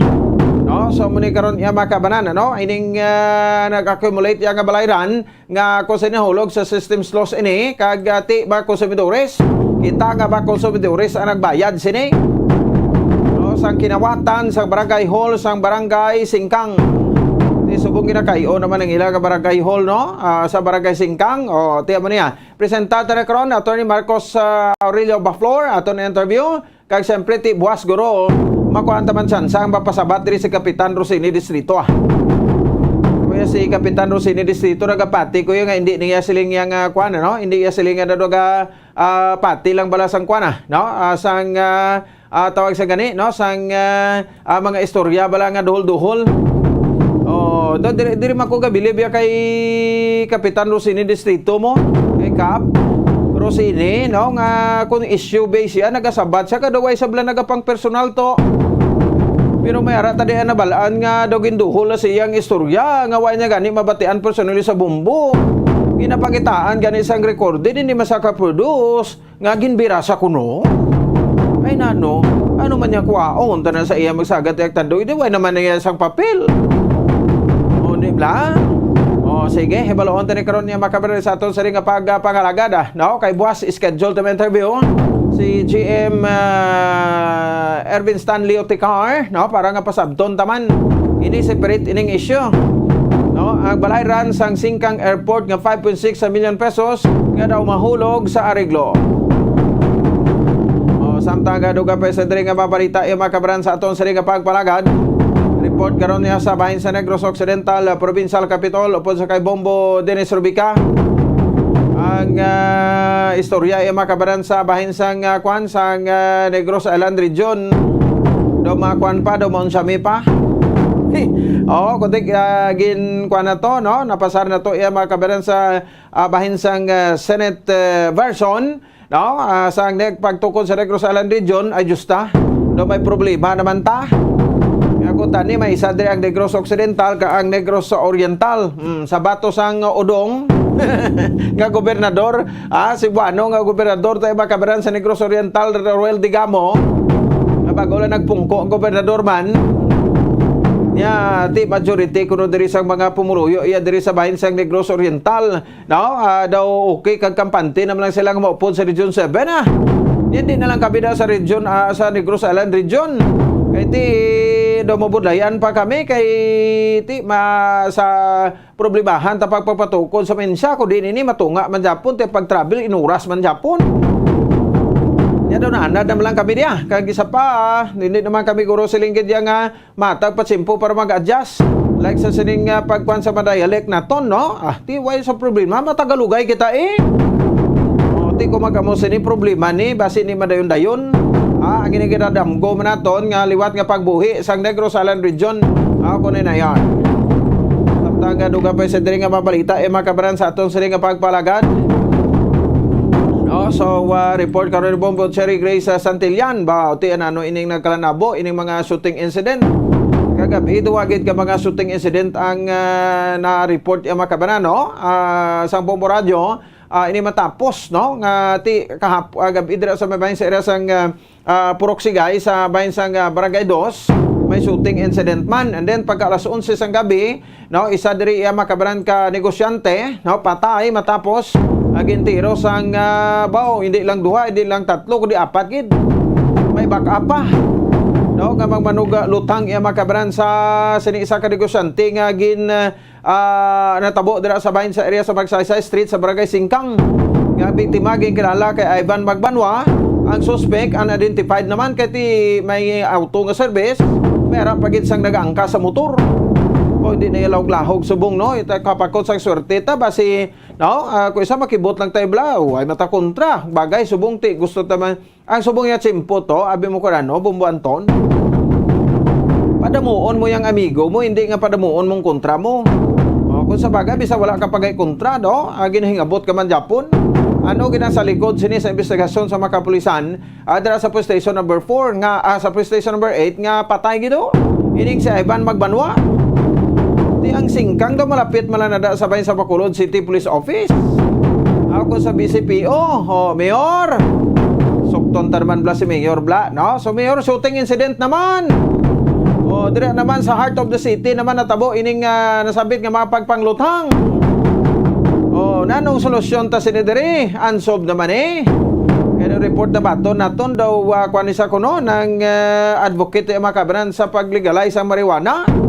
Ang buto ka matuod ini do pabor saya mo no ining si Ivan Magbanwa pabor saya sa legalization sang marijuana.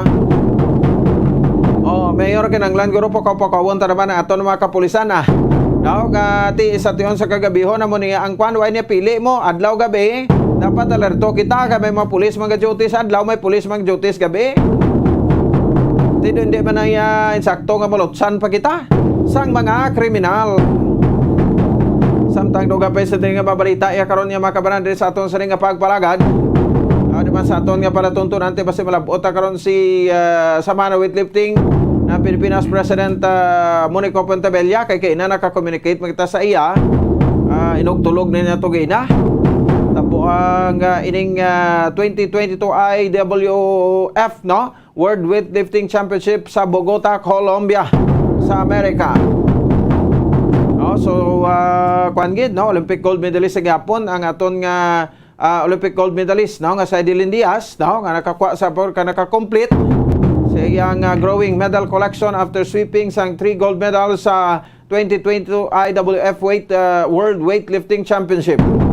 No kwan niya kuno preparasyon niya man Japon sa panaginon nga Olimpiada sa bahin sang Paris sa France. Sa pula dire karon kay syempre dugapin nga update naton no ang aton nga FIFA no ang FIFA World Update naton bati ari na kita sa bahin sang sining nasabit iya makabanan no nga kuan ning aton no nang quarter finals na ang aton sining ginasundan niya makamaka ginaobserbahan no sa 2022 FIFA World Cup Qatar. May nampang iya makabanan no sa buwas siyang adlaw Croatia versus Brazil sa quarterfinals ni no Netherlands versus Argentina, Morocco versus Portugal kag sa Sabado sa gihapon that's Saturday December 10 England versus France. So ining mga hampang inasundan napon naton ini quarter final sa kita no so tag apat-apat na kung nasa 8 na lang ka teams ang nabilin. So hibalaon tani no sa mga kabaran sa bahin sa ato sa nga mga kauturan at the same time sa ato sa nga mga kabombo. May pagpay karon nga babalita no diri sa aton nga pangalaga. Magabalik kita pagkatapos gidamang sa pinaka-importante nga bapebalo tutok na kita sa detalye sa mga balita pagkatapos gidamang sini. Standby.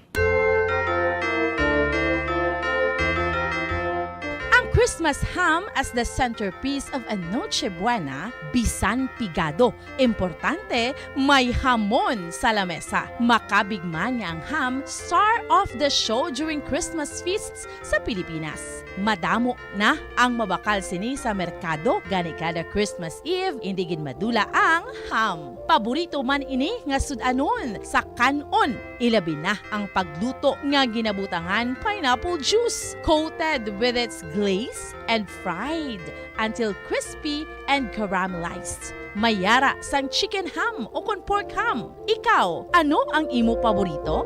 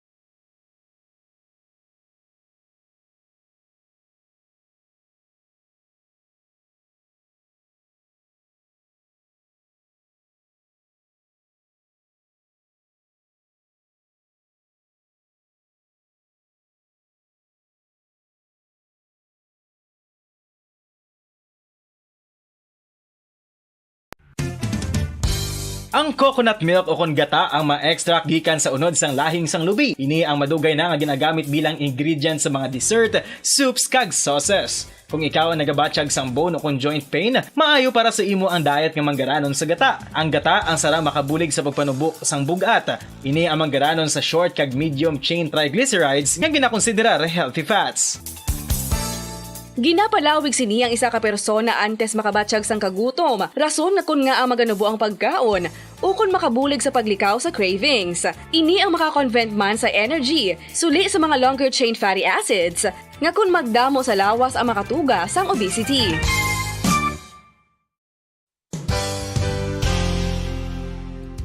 Nakahibalo bala kamo nga ang makitaan nga dako nga konkreto nga simbahan sa sudad sang Sinai, probinsya sang Negros Occidental nga San Diego Pro Cathedral ang nahuman pagid lamang sadto sa kawayan, Nipa, Kugon kag Amakan. Mga 246 na katuig ang nakaligan. Tuig 1736 sang gintukod ang parish sang Banwa pa lamang sadto nga sila ay kag nagpatukod ini sang pinakauna man nga simbahan nga nahuman lamang sa light materials. Sa pagbulig sang administrasyon sa Pungko Santo nga Gobernador Silio nga si Alejo Severino kag sang pinakauna nga pari sa lugar nga si Padre Alijo Ignacio D. Molinas nga taga Pungsod, Espanya. Ginhingadlan ang simbahan nga San Diego Parish Church sunod sa ngalan santo sa patron sini nga si San Diego de Alcala nga isa ka Franciscan saint. Tuig 1841 sangang isa naman ka parish priest nga si Father Eusebio Locsin ang nag-initiate nga bagatukod sang mas permanente nga simbahan nga nahuman sa bato kag kahoy. Ginsuguran ini sa pagpasanyog sang atop ang galvanized iron kag iban pa nga parte sang simbahan. Apang sang nag-ibwal ang revolusyon sa tong Nobyembre 5, 1898, wala ini natapos kag nauntat. Tuig 1925 na sang ang manggaranon nga sila noon kag sugar baron nga si Don Jose R. Ledesma ang nagdonar sang dako nga kwarta sa pagtukod sang dako kag bag-o nga simbahan. Ang Italian architect nga si Lucio Bernasconi amo ang nagdisenyo sang bag-o nga simbahan kag sang ulihi ginhimo pa niya ini nga modelo sang pagbalik na niya sa Italia. 1927 sang nakompleto tukod ang simbahan nga may twin bell towers base sa Romanista o kon Renaissance nga disenyo. Disyembre 25, 1974 sang ang sadto obispo sang Diocese of Bacolod nga si Monsignor Camilo Gregorio ang nagdeklarar bilang Pro Cathedral, rason kun nga ginatawag na ini sa karon nga San Diego Pro Cathedral, the only Catholic church to be declared as Pro Cathedral in the Philippines.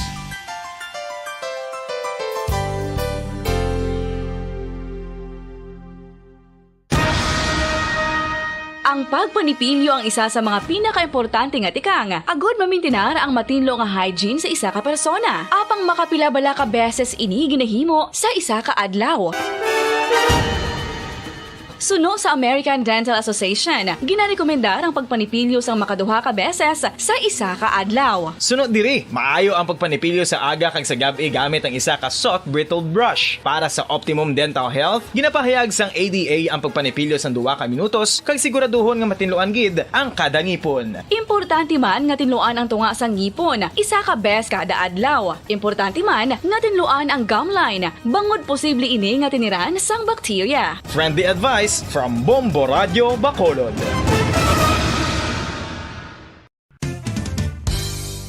Ang 2022 FIFA World Cup natala na sa Nobyembre 21 tubtob Disyembre 18, 2022. 32 tanan ka mga teams gikan sa nakalinlain nga mga kapungsuran sa bugos nga kalibutan ang magapaindis-indis agud mo ang magkakuha sang FIFA World Cup trophy nga nahuman sa Bulawan kag ginakabig bilang one of the most expensive trophies in sporting history. Nga sa karon nagabalor sang 20 milyones dolyares. Sa maragtas sang sini nga hinampang, ang Brazil National Football Team amo ang may pinakadamo nga kampyonato nga nagdangat na karon sa 5. Samtang ang France amo ang most recent champion sa giniwat nga 2018 FIFA World Cup nga giniwat naman sa Russia.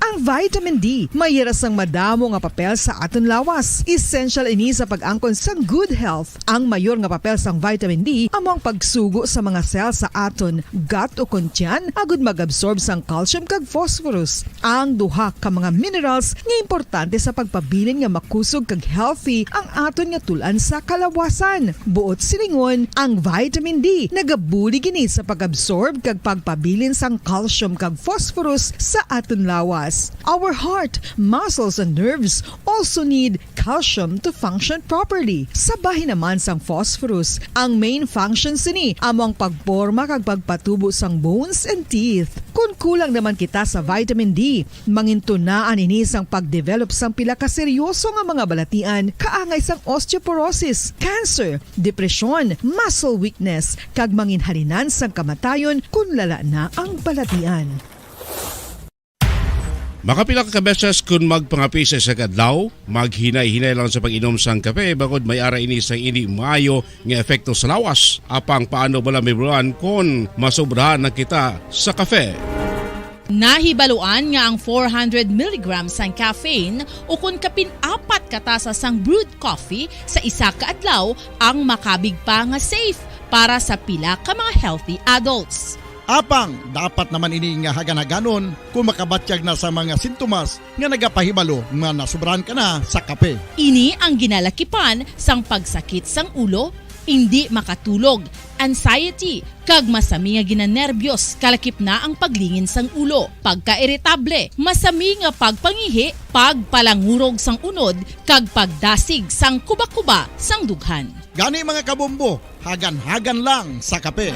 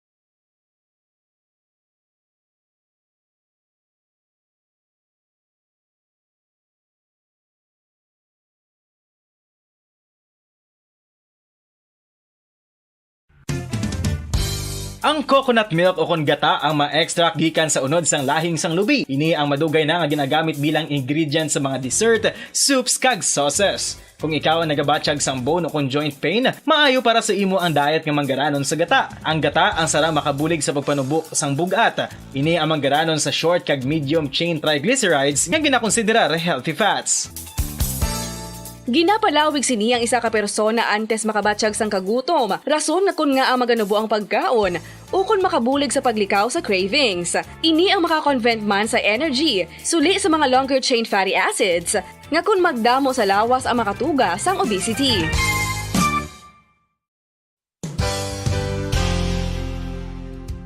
Nakahibalo-bala kamo nga ang makitaan nga dako nga konkreto nga simbahan sa syudad sang Silay, probinsya sang Negros Occidental nga San Diego Pro Cathedral ang nahuman pagid lamang sadto sa kawayan, Nipa, Kugon, kag Amakan. Mga 246 na katuig ang nakaligan. Tuig 1736 sang gintukod ang parish sang Banwa pa lamang sadto nga Silay kag nagpatukod ini sang pinakauna man nga simbahan nga nahuman lamang sa light materials. Sa pagbulig sang administrasyon sa Pungko Santo nga Gobernador Silio nga si Alejo Severino kag sang pinakauna nga pari sa lugar nga si Padre Alijo Ignacio D. Molinas nga taga Pungsod, Espanya. Ginhingaddan ang simbahan nga San Diego Parish Church sunod sa ngalan santo sa patron sini nga si San Diego de Alcala nga isa ka Franciscan saint.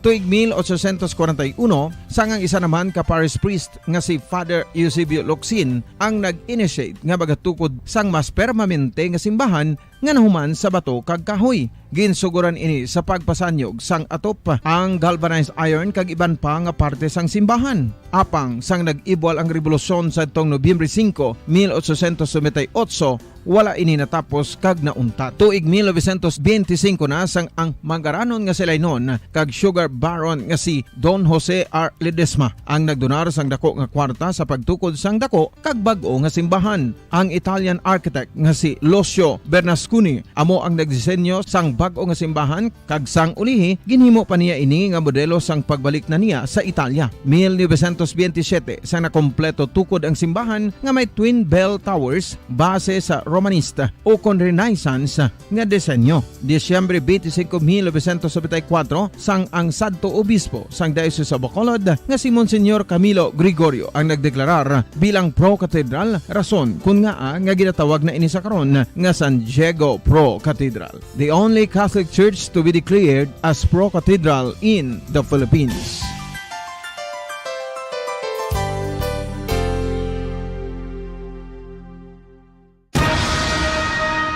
Ang pagpanipilyo ang isa sa mga pinaka-importante nga tikang. Agod mamintinar ang matinlo nga hygiene sa isa ka persona. Apang makapilabala ka beses ini ginahimo sa isa ka adlaw. Suno sa American Dental Association, ginarekomendar ang pagpanipilyo sang makaduha ka beses sa isa ka adlaw. Sunod diri, maayo ang pagpanipilyo sa aga kag sa gabi gamit ang isa ka soft brittled brush. Para sa optimum dental health, ginapahayag sang ADA ang pagpanipilyo sang 2 ka minutos kag siguraduhon nga matinluan gid ang kada ngipon. Importante man nga tinluan ang tunga sang ngipon, isa ka bes kada adlaw. Importante man nga tinluan ang gum line, bangod posible ini nga tiniran sang bakterya. Friendly advice from Bombo Radio Bacolod. Ang vitamin D mayra sang madamo nga papel sa aton lawas. Essential ini sa pag-angkon sang good health. Ang mayor nga papel sang vitamin D amo ang pagsugo sa mga cell sa aton gut o kuntyan agud mag-absorb sang calcium kag phosphorus. Ang duha ka mga minerals nga importante sa pagpabilin nga makusog kag healthy ang aton nga tulan sa kalawasan. Buot silingon, ang vitamin D nagabuli gini sa pag-absorb kag pagpabilin sang calcium kag phosphorus sa aton lawas. Our heart, muscles, and nerves also need calcium to function properly. Sabahin naman sang phosphorus, ang main function sini amo ang pagporma kag pagpatubo sang bones and teeth. Kung kulang naman kita sa vitamin D, mangintunaan ini sang pagdevelop sang pila ka seryoso nga mga balatian, kaangay sang osteoporosis, cancer, depresyon, muscle weakness, kag manginhalinan sang kamatayon kung lala na ang balatian. Makapila ka beses kung magpangapisa sa kadlaw, maghinay-hinay lang sa pag-inom sang kape bagod may ara ini sang ini maayo nga epekto sa lawas. Apang paano bala may buruan kung masobrahan na kita sa kape. Nahibaluan nga ang 400 mg sang caffeine o kung kapin-apat katasa sang brewed coffee sa isa ka adlaw ang makabig pa nga safe para sa pila ka mga healthy adults. Apang, dapat naman ini nga hagan-haganon kung makabatyag na sa mga sintomas nga nagapahibalo nga nasubrahan ka na sa kape. Ini ang ginalakipan sang pagsakit sang ulo, hindi makatulog, anxiety, kag masami nga ginanerbiyos, kalakip na ang paglingin sang ulo, pagka-iritable, masami nga pagpangihi, pagpalangurog sang unod, kag pagdasig sang kuba-kuba sang dughan. Gani mga kabombo, hagan-hagan lang sa kape.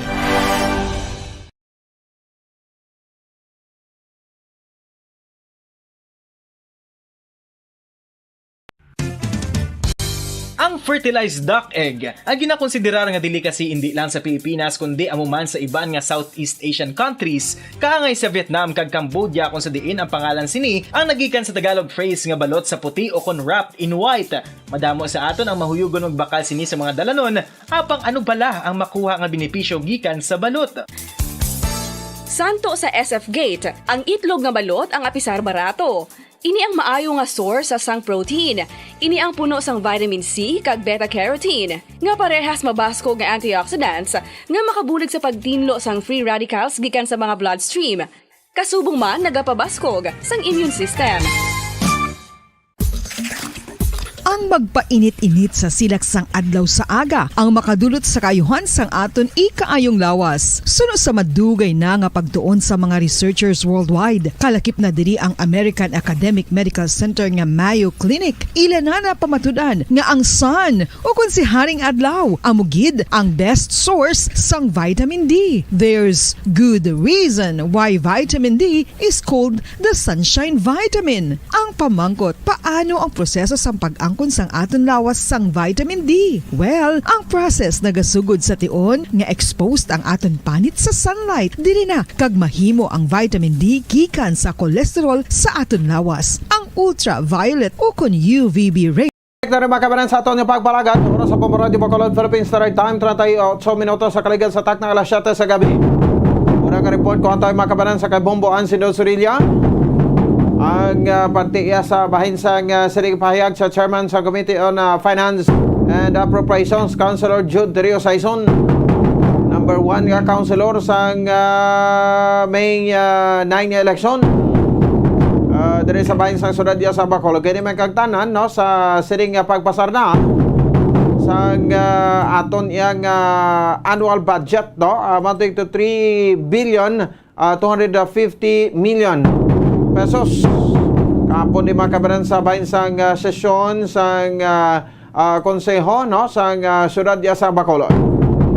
No, so di way na sa kunano pangadamo nga rason pa no makabaran kag ini ang napasar. Di majority sa ano bebing mahimo no sang 4 sa 8. Pero ang importante dira nga ti nag-go on kita ito process. Like for example, no nag-kuan bla kita no patawagi sa isa no sa department heads kag ti by sa pagtapak naton iya makabaran sa bahin sang kuan no sa bahin sang 2023 madulong naton gid no nga matutuod nga serbisyo para sa aton sa nga mga pumulong Bacolod. O sige, check daw kaya na si Bomboan. Si Dose sa Pia Kalinya. Bomboan, sa report please come in. On sa 40% sang 2023 annual budget, ang bulk sini makadto sa personnel services, no?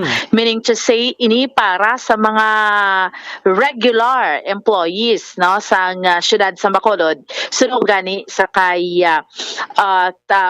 SP, sanggo niyang panunsod chair, sanggo niyang panunsod sang Committee on Finance and Appropriation, Councilor Tari Saison. So 40% sa personal services. Bombo Pons, ang dako man nga budget nga gin-allot sa may ano ni siya, ginparte ni Sir para iya sa Disaster Risk Reduction and Management Office Division kay manti para ini sa mga way matagalaom no pero mga kalamidad kag subong man bumbupon sa mga equipments man dira no para sa syudad sa Bacolod. Pero bumbupon suno sa kay Councilor Tari Saison, kada departamento ginbuhinan gid gali sang 10%. No? Ginbuhinan gid sang 10%. Kay man hindi man na malipod sa aton ang National Bombo Ponds ang ginhatag nga pundo sa local government unit nagnubo. So why kasang choice no? Pero panubuan man ang every department. Pero ginpainan man sang syudad sa Bacolod ining bag-o bala implementar nga programa kay implementar ini siya by next year punduhan ang sabahin sa Bacolod comprehensive insurance program bala ining back chip Bombo Ponds no i-implement ni siya kay di blaway na siya allotment for this year so next year so dala na ini siya sa annual budget. So more or less no amo ina ang mga ginapang-budgetan abi sang syudad sa Bacolod di syempre allotted ang every department pero Bombo Ponds amo na gani may reduction lang sang 10% na kay manti nibaruan man naton sa confirmation gani naton na Bombo Ponds kag sa report no kahapon iyang adlaw napasar sa Sangguniang Panlunsod sa siyudad sa Bacolod ang general fund budget for fiscal year 2023 in the amount of 3,250,000,000 pesos. 3,250,000,000 pesos no so naaprubahan na ini siya sa third and final reading kay man kinanglanon ni nila maaprubahan sini nga December Bombo Ponds kay syempre hindi na dapat malabutan pa by next year. Correct. So ang budget Bombo Ponds under na sa City Mayor's Office ining para sa garbage collector kundi subong niya ka-controversial in the sense nga kadamo sang reklamo.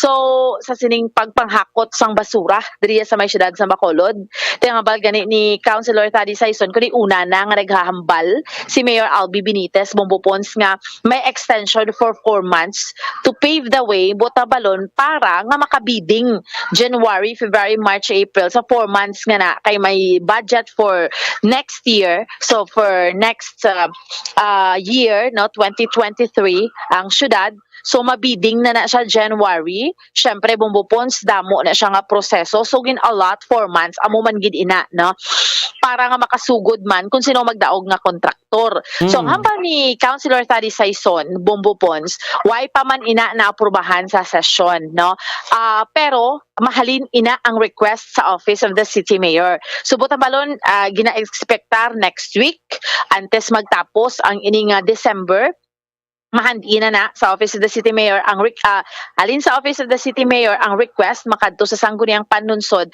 for approval sang extension kay man para nga mangin legal ang Sangguniang Panlunsod ang ma-approve. Ang hambal diri dugang ni Councilor Tadi Saison hambal niya di siya Bombo Ponds hindi man niya kontento sa performance ng IPM mo no kay kadamo gid yan sa reklamo tiyambal niya pamangkot naton ti maka-join pa ina sila man ti under the law pwede gid kay open man sa tanan ng bidding unless abi Bombo Ponds i-prohibit gid sila to join no pero kung wala man lang ti competitive bidding man siya so they can always join the bidding although una na to nga ginpahayag ni Mayor Albi Benitez man nga damo gani interesado 8 di ba 8 ang mga gusto nga mag-bid man, nga gusto mangin garbage collector. Pero syempre, depende ina Bombo Ponds kung sino ang mangin lowest, calculated, and responsive bid. No? Lowest, hindi lang botabalon pinaka-lowest ka nga nag-bid ya Bombo Ponds, daog ka na. Dapat calculated, kag dapat responsive. In order, ang imo sa mga dokumento, kag mga papeles. Sa duga nga pagpahayag, pamatiyan naton si Councilor Tadi Saison. Of course, ang bolsa na sa personnel services and also regular na sweldo sa regular, which is almost 42% of the budget. No? Okay. Sweldo na sa regular na hindi GO. 42%. Ngayon, 42%. Okay, ngayon, and then? balance will go to MOE. MOE, no? Mga usually ginagiyota ng mga balayran sa Sineco, mga telepono. Okay. Tapos, ang all the rest, ang balance, ang one of the biggest budget ng department is the DRRMO. Okay. Which is the Disaster Risk Reduction Management Office, which is Ilan mga ang 165 million ang ilang. Okay.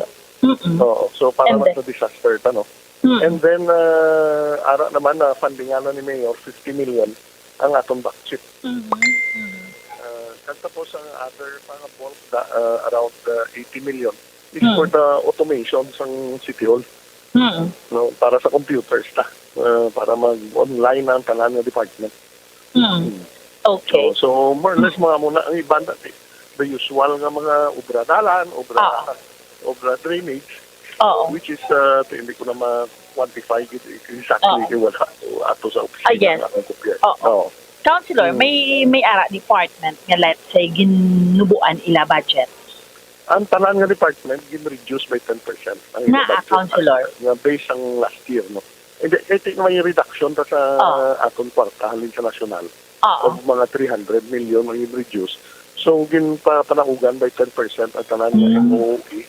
So that is equivalent, I think, to mga sobra man 50 million ang reduce. Para magamay-gamay na ang lalakson. Okay. Councilor, on the other hand, may extension ang IPM nga 4 months garbage collection. Pa-interview si Mayor nga i-extend niya. Kaya usually gina-extend ba na mo kaya hindi pa nakapabiding kaya wala pa ta budget. No? The budget will come in January 1. Okay. Although napasarto ng annual budget, pero that is effective January 1. No? So, dito pa lang na, sa sugod January 1, dira pa lang tayo maka-regular kung sinong ipabinta. That will take time. No? So, but an po sa news, extend the mayor by 4 months. No?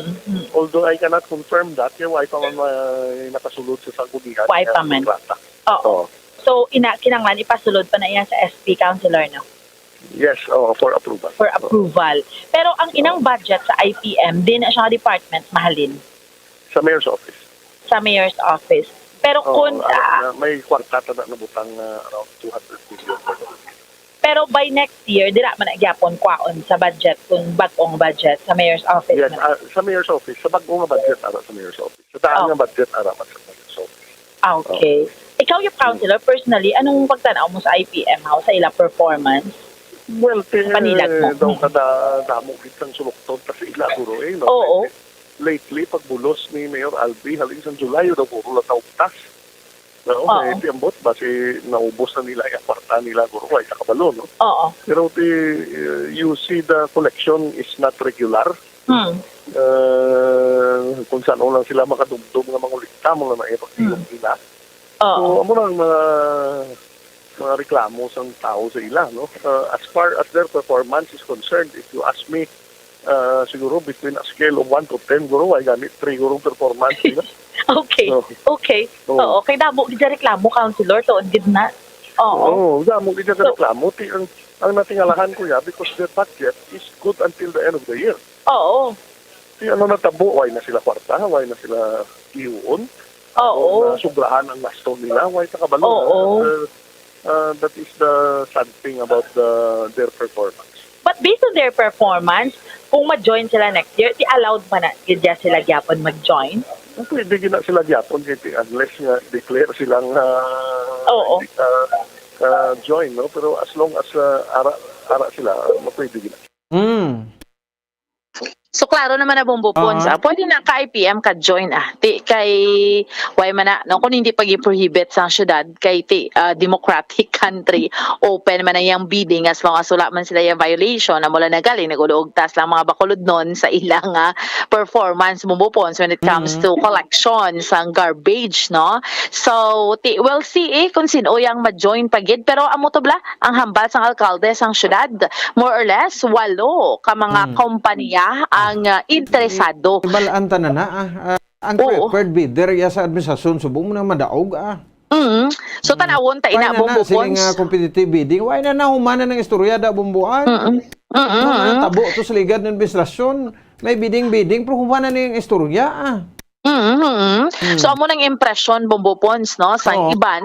Pero sa performance, kulibog ulo ko, nga ti daw katingala sa tinyo na ni Chimpo nga daw natingala pa kamo nga hina ang performance, wala ang performance. It's up to them. Ara check ko nila, patawag nilang IPM, dan ano kamo, kaya nabayran makamo kada bulan nga hina ang performance nyo. Di ka sila na nagapungko, tala itudo pa nila sa piyak to sa previous administration. Oo. Last time, Bombopons, nagkuan ina gani, no? Nagginpatawag ina sa SP ang Sila na IPM. naman kaya na sila da. Oo. So, until ini siya may another 4 months pa, Bombopons, no, nga i-extend para nga, ano ni gani, para nga mahahatag sa palagyan, no, sa bidding nga ina, no. Kay actually, isang tinarikda na mo to bilang address to sang Office of the City Mayor atong ginpatawagin pa, ano niya to, pa-submit ito sa tanan nga reklamo to sa basura, to bala Bombopons, no.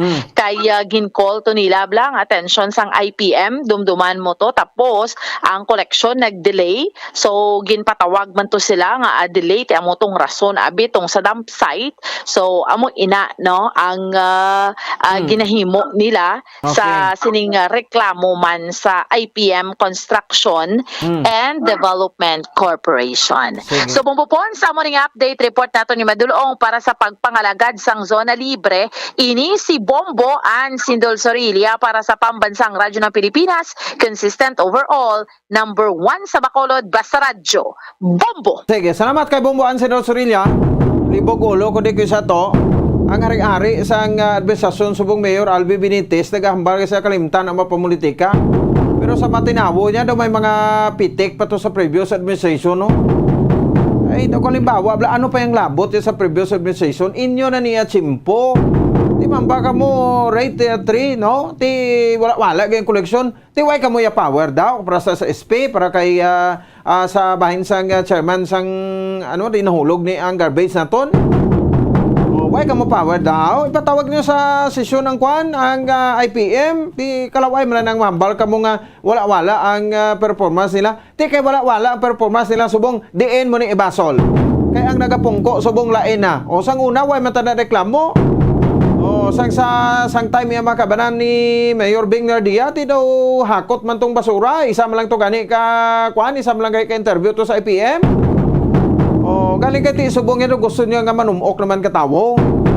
Ti inyo na ni Chimpo, inyo na ni Cole, no? Ay pinahin ng IPM tayo di pagbayri kung wala performance niya.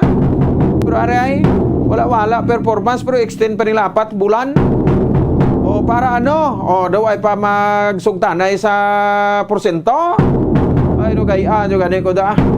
Ini mga biding-biding ni. Why na tani, hambisan halin pa sang una sa mga previous nga mga, previous nga mga administrasyon, no? Why na formalidad na lang yung bidding? Pero sa tutuod, may ara na kamo na preferred nga bidder. Amo na yung padagon na ano.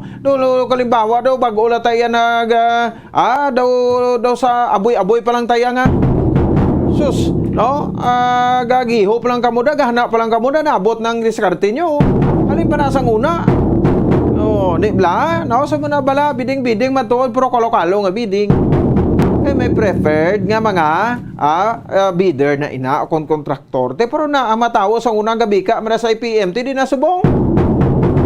Nga kung isipon mo, di mga konsultan pa sila damo pagid, no? Imagine pila na ginabayad sa IPM, mga 15 million pesos sa garbage collection na plus ang 9 million pesos sa management. Ti ara sa 24 million pesos kada bulan, ti kay mo na, no? Ti karon kay since July 1, Mayor Albi Benitez sa nagpungko, no? Ti kalaway lang hambalon nga nahina performance, mabalik na sa inyo. Abi nyo, ti lang ibasol ta pa na kay Mayor Bing kay Wayne Nenesa. Ti inyo na call gani silingko dapat tani ginlatigo niya tani ikog pagi ang IPM para magdami performance subong to sa basuras terminal to. Gawiet man to si Sir Crispin Chua kay way kuha to. Ti Mayor may isugid kay Mayor ang basura ko din ti anong development sina. Natagan nyo pinalidad ang IPM. Kung ako ni mo ni hinai mo nga kwan sa gani, no? Nga performance. Away na, hindi na pagtapusa kontrata mo. Hindi wala man ang imo sa ring performance. Dali lang gid. No, kay daw kuan nito aw. Why na damo gamo, no? Hindi tanan niya mapaentra daya ang previous administration kay lain ang gapungko subong. Muna sa mga konsehal, never kay kamo buhi sa mga istorya nga ang mga tinaga nga ginabuhian nyo nagabalik sa inyo, nagabumirang sa inyo. Diri nyo ganin mapakita kung hina ang performance ng IPM, daladi kay tudson tang ulo niya, daladi kay punggulan ta ulo ning IPM kay wala performance. Mo na hindi nga ti do kadamo pa kamo sa malabor-labor, kadamo pa kamo sa mga istorya, no, nga ibilin. Ayo, 56 minutos nakaligad sa taknang alas 7 sa gabi sa aton sa ring pagpalagad. Deman sa aton nga palatuntunan. Sekta Marisime si Bombo Dennis Rubica. Nano ni kay daw isa ko dong to sa Negros Occidental ni magsugot sa NAR. Niya sa kwan ma-adjust pa kami daw kabudlay na. Pero sa una daw okay man siya, daw naga-approve man siya, thumbs up man siya. Pero ambot na natabo subong kay Governor Roel Digamo no, nga konsidente daw hindi na siya kay kading sa report nagligad ni Senator JVR Sito daw okay na ang Negros Island Region, no, sa bahin niya sang Senado, sang pungsod Pilipinas, no, kay ti kung mga isa nagtakrilyon di may separate nga budget, may ara sang kaulingon nga reliyon, no, nga ti expectaron ta ang mainuswagon nga Negros Island Region o kon Region 18, no, NIR. Ay just may problema tadli, no. Ang taga-oriental ni magupod kay nga una nga rason ni Governor Roel Digamo nya okay na lang mapumuloyo, no, diri sa oriental do hindi na lang magsugot nga tabid pa kami diri sa inyo bilang isa ka rehiyon kay kampante naman kami diri sa Region 7. Kay kung magtabid pa kami dira ti another adjustment like sa Madayaleg, sa Makunano dira, no, culture ti do isam lang culture ta nga buhi lang ta, no, nga makasurvive kita, no. Amo lang na ang dialect ti do medyo kwanti may national language man ta, may Tagalog buti na Tagalogay kita mayo gani ni kay ang taga Occidental matuon Bisaya speaking, no, ang taga Oriental matuon Hiligay nun ti kanami kay multilingual ano kita mo, no, multilanguage kita, no, diri sa pungsod Pilipinas pinakwilog ng malingwahe ta, no, bisan isa lang kita di ka lugar kailan pero ti lain man to yung panghambal sa Oriental, lain man rin sa aton sa Occidental. Sekta ng report, ano, Bombo Dennis Rubica sa Pagalinya sa Capitol, no, Bombo Dennis, please come in. Yes, Bombo Pons, no, ining reaction sa duwa naton ka mga opisyal madre sa Negros Oriental sa bahin sining pagpahayag ni Negros Oriental Governor Roel Digamo nga hindi siya interesado nga mag-upod sa sinusukoron nga Negros Island Region Bongpons. Ining statement ni Negros Oriental Governor Roel Digamo, iyagin buhian Bongpons yung talikdan ng Disyembre 6 sa ipatagan nga 4th quarter Regional Development Council meeting, na? Dito iya sa Region 7 Bongpons. Nga maupod pa kami sa inayar nga kay do kampante naman sa Bongpons siya sa Region 7 sa Central Visayas. Kagsil nga ti, ang Negros Oriental subong nga ti daw, okay man ang ekonomiya sa sitwasyon. Kati nga ma-interest pa kami nga mag-upod sa Negros Island Region nga so, kati ini nga panindugan kung pahayag ni Negros Oriental Governor Roel Digamo daw naglain, naglain ng yatinor kumpara tabong po sa mga tinalikdan nga tuig, no? Especially ang during sa election campaign, election period, nga tayo daw mo ning ginahangyo man abi, no? Sa aton ng opisyalis sa mga national candidate Bongpons, no? Ngati mismo kani Bongpons mong tatlo ka mga kongresista sa Negros Oriental suportado gyapon ining duso, no? Sanday 1st District Congress woman si Congresswoman Jocelyn C. Lim Kai Chong Si Second District Congressman Manuel Sagar Barria, kag si Third District Congressman sa Negros Oriental Arnolfo Tebes Jr. Nga ti suportado nila ning ibla mo pos maging pasar kung maging sumiter kita nga hagna bill dito sa Kamara nga ining hagna suportado sa naton man nga mga pito ka kongresista des Negros Oriental lakip na ang Law District of Bacolod ka of course yung tatlo ka mga congressman dito sa Oriental nagperma man o co-author man sining hagna nga ti buhi ang liwat ang Negros Island Region ang dahil hindi isa lang kagna atong isa ka bilya nga maupod ang Negro ako nang kuan ang Siquijor Rabi Bumbopons so bangod sini paayag ni Congresswoman Mercedes Chiding Alvarez sa 6th District sa Negros Oriental nga mo karon head sa technical working group sining committee panel on committee on local government daya sa Kamara nga mo ni karon nagapos ko sa working technical group nga nag-consolidate sining mga ito ang version sa hagna sa Negros Island Region. Ano po po, maduduman sa ligad ganito nga 3 days igoti sa Senate panel dito headed by Senador JVL Seto. Gindoso naman lang, ginaprobahan naman nila ining doso nga magtukod sa Negros Island Region. So far, kung mo ni statement ni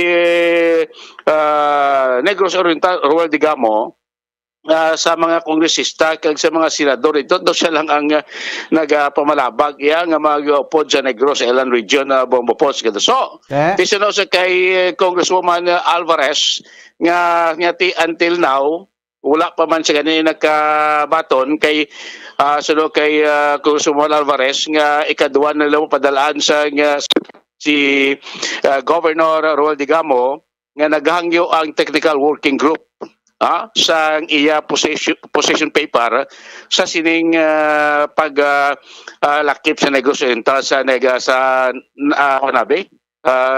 Inayar, Negros Island Region. Until now, until sa niligad nga adlaw, wala pagyapon sila makabaton ako ng technical working group, wala pagyapon makabaton sa response or position paper from Governor Roel Digamo. Amo nang ambal ni Congresswoman Chiding Alvarez. Yati way pa man kami kabaton nga at please way man sa kuno magkabaton ng report nga daw mo ni panindugan ni Vice ni Governor Roel Digamo.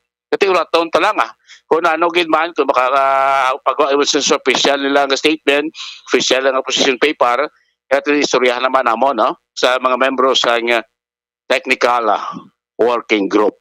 Namatanda bumupon sa ang portion ni Congresswoman Mercedes Chiding Alvarez. Yesterday, nag-meeting kami. Wala man may na-receive ang committee na position paper sa akin. Wala ko idea. Wala ko idea. But according to committee, they sent him like a request for a position paper. Do twice siya napadalaan sa October kag November. So wala pa man sila ka-receive ko sa iyang position paper. Yes, they're co-authors of the bill. If you check the bill ni Iko, everyone's there. And then, ang nag-file lang separately pero basically the same. Amo kay Kong Ferrer and kay Kong Malanion. All Kongs of Negros Island are authors of the bill. I have to discuss it with the TWG.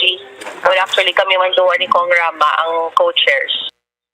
Kamotambal ni Congresswoman Chiding Alvarez ulaton nila ang opisyal kasabat position paper kay nag-iba ng accountant sila na magasapuliwat ang technical working group para desisyonan kung anong matabos nila tembot mo po sa matabos nila kung against si Governor Roel Digamo ang tatlo ka mga kongresista dito suportado ang Inayar ang secure daw sa ano man to nga maupod man gani like diri sa Negros Oriental nga ti halos tanang kongresista na tondre co-author Kung sa lang isa Respetuhon tanan ko mo ng desisyon ni Gobernador Digamo kung sa bagay gani para sa iya the waste of time na inibla no kay diba si Tigsintas magbag-o naman ang administrasyon malay naman pero galing kay kasuguan na niya ikumparar mo sa EO lang no. Correct.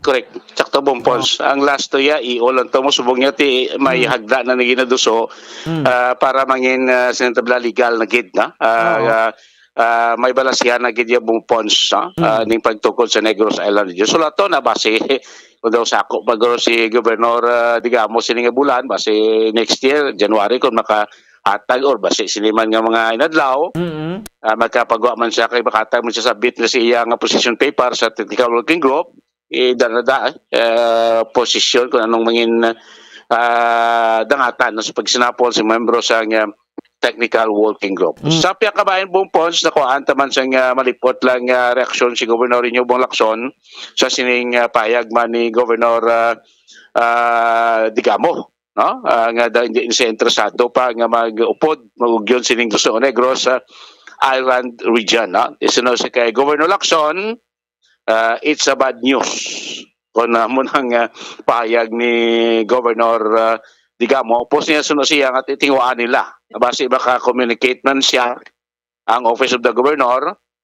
dito sa Office of the Governor sa Negros Oriental sa bahin sining issue Bompons. Ano lang malipot nga pagpahayag, reaksyon ni Governor Eugenio Bong Lacson. Well, that's not good news, no? But we'll see. We have already senators who will really push for NIR, and we will have to just support that stand. We will continue to support that stand. We can do that and find out what made him change his mind. Dati gusto mo sa ating Gobernador des Negros Oriental nga balon kung anong gidang sa likod kung daw nagligwat nagbago ang panindugan ni Governor Roel Digamo sa Negros Oriental sa bahin sining pagbuhi liwat no sa Negros Island region. So patenta na kay hasta naman sa 15 ang sesyon sa aton nga kongreso. Siguro base laban tunaw ni ate kung damo man niya Bompons may gaduso sa Senado, may gaduso sa Kongreso, kung siya man ang isa against, depende kung paraya sa kayuhan sa kadamaan Bompons, mapurso man niya Guro Bompons, despite kung daw agapamaripi si Governor Digamo, isiling ko tatlo ito kongresismo ka mamalida suportado ang NIR bill. Siya lang isabi ang hindi amot kung balantay kung matabo sa next year kasi ko until December 15 na walang session after sa Christmas break balik naman sa January yung balanta ni January kung anong kinatnan sini ang hagna na sa bahin sa pagtukod liwat pagbuhi liwat sa Negros Island region. Mga update report gikan sa Kapitulo Provincial ni Bumbo Dennis Rubica para sa pambansang radyo ng Pilipinas. Consistent overall, number 1 sa Bacolod. Basta Radyo, Bumbo! Sige, salamat sa report ni Bumbo Dennis Rubica. Oras sa Bumbo Radyo Bacolod Philippines Direct Time, 10 minutos sa kaligan sa takta alas 8. Mabalita naman na sa Negros Occidental Provincial Capitol. Magabalik kita pagkatapos kidamang sa pera kung importante ng mga pahibalo.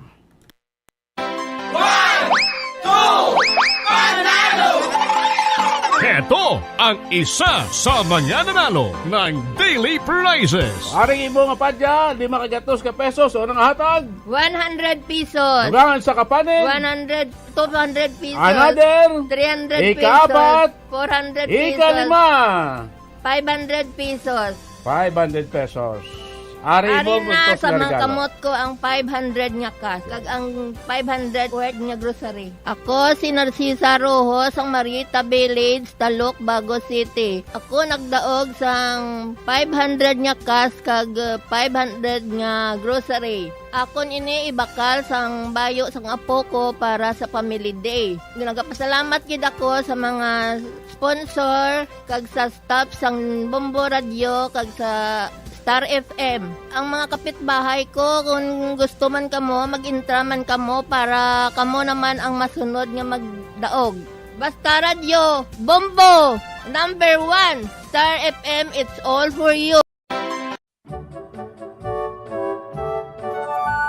Basta dessert ang paghahambalan, hindi gid madula sa lamesa ang fruit salad, anuman nga pamaagi sang pagluto. Importante, sa tion sang Christmas, may dessert nga salad. Makita mo ang containers sang buko pandan, fruit salad o kon buko salad sa refrigerator o kon freezer. Subong pa lang makita na ang dalagko nga mga fruit cocktail sa mga supermarkets. Ang salad nga matamis, very colorful, perfect gid bilang dessert during Christmas celebrations.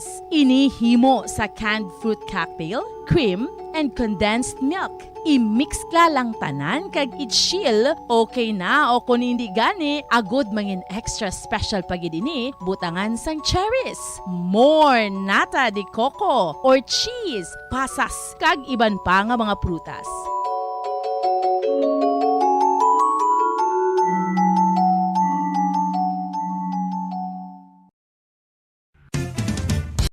Ang coconut milk o kon gata ang ma-extract gikan sa unod sang lahing sang lubi. Ini ang madugay na nga ginagamit bilang ingredient sa mga dessert, soups kag sauces. Kung ikaw ang nagabatsyag sang bone o kon joint pain, maayo para sa imo ang diet nga manggaranon sa gata. Ang gata ang sara makabulig sa pagpanubo sang bugat. Ini ang manggaranon sa short kag medium chain triglycerides nga ginakonsiderar healthy fats. Ginapalawig sini ang isa ka persona antes makabatsyag sang kagutom. Rason na kun nga ang maganubo ang pagkaon o kun makabulig sa paglikaw sa cravings. Ini ang makakonvent man sa energy, suli sa mga longer chain fatty acids, nga kun magdamo sa lawas ang makatuga sang obesity.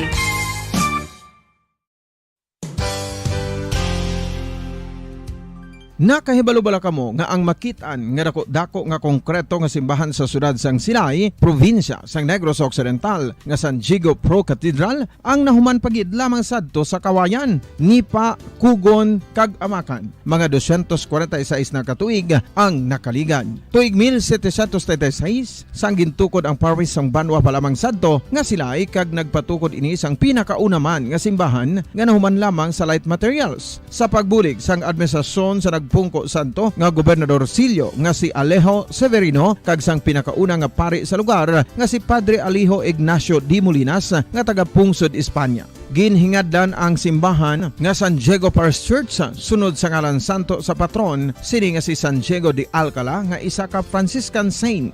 Tuig 1841 sangang isa naman ka parish priest nga si Father Eusebio Locsin ang nag-initiate nga bagatukod sang mas permanente nga simbahan nga nahuman sa bato kag kahoy. Ginsuguran ini sa pagpasanyog sang atop ang galvanized iron kag iban pa nga parte sang simbahan. Apang sang nag-ibwal ang revolusyon sa tong Nobyembre 5, 1898, wala ini natapos kag naunta. Tuig 1925 na sang ang manggaranon nga silay nun kag sugar baron nga si Don Jose R. Ledesma ang nagdonar sang dako nga kwarta sa pagtukod sang dako kag bag-o nga simbahan. Ang Italian architect nga si Lucio Bernasconi amo ang nagdisenyo sang bag-o nga simbahan kag sang ulihi ginhimo pa niya ini nga modelo sang pagbalik na niya sa Italia. 1927 sang nakompleto tukod ang simbahan nga may twin bell towers base sa Romanista o kon Renaissance nga disenyo. Disyembre 25, 1974 sang ang sadto obispo sang Diocese of Bacolod nga si Monsignor Camilo Gregorio ang nagdeklarar bilang pro cathedral, rason kun nga ginatawag na ini sa karon nga San Diego Pro Cathedral,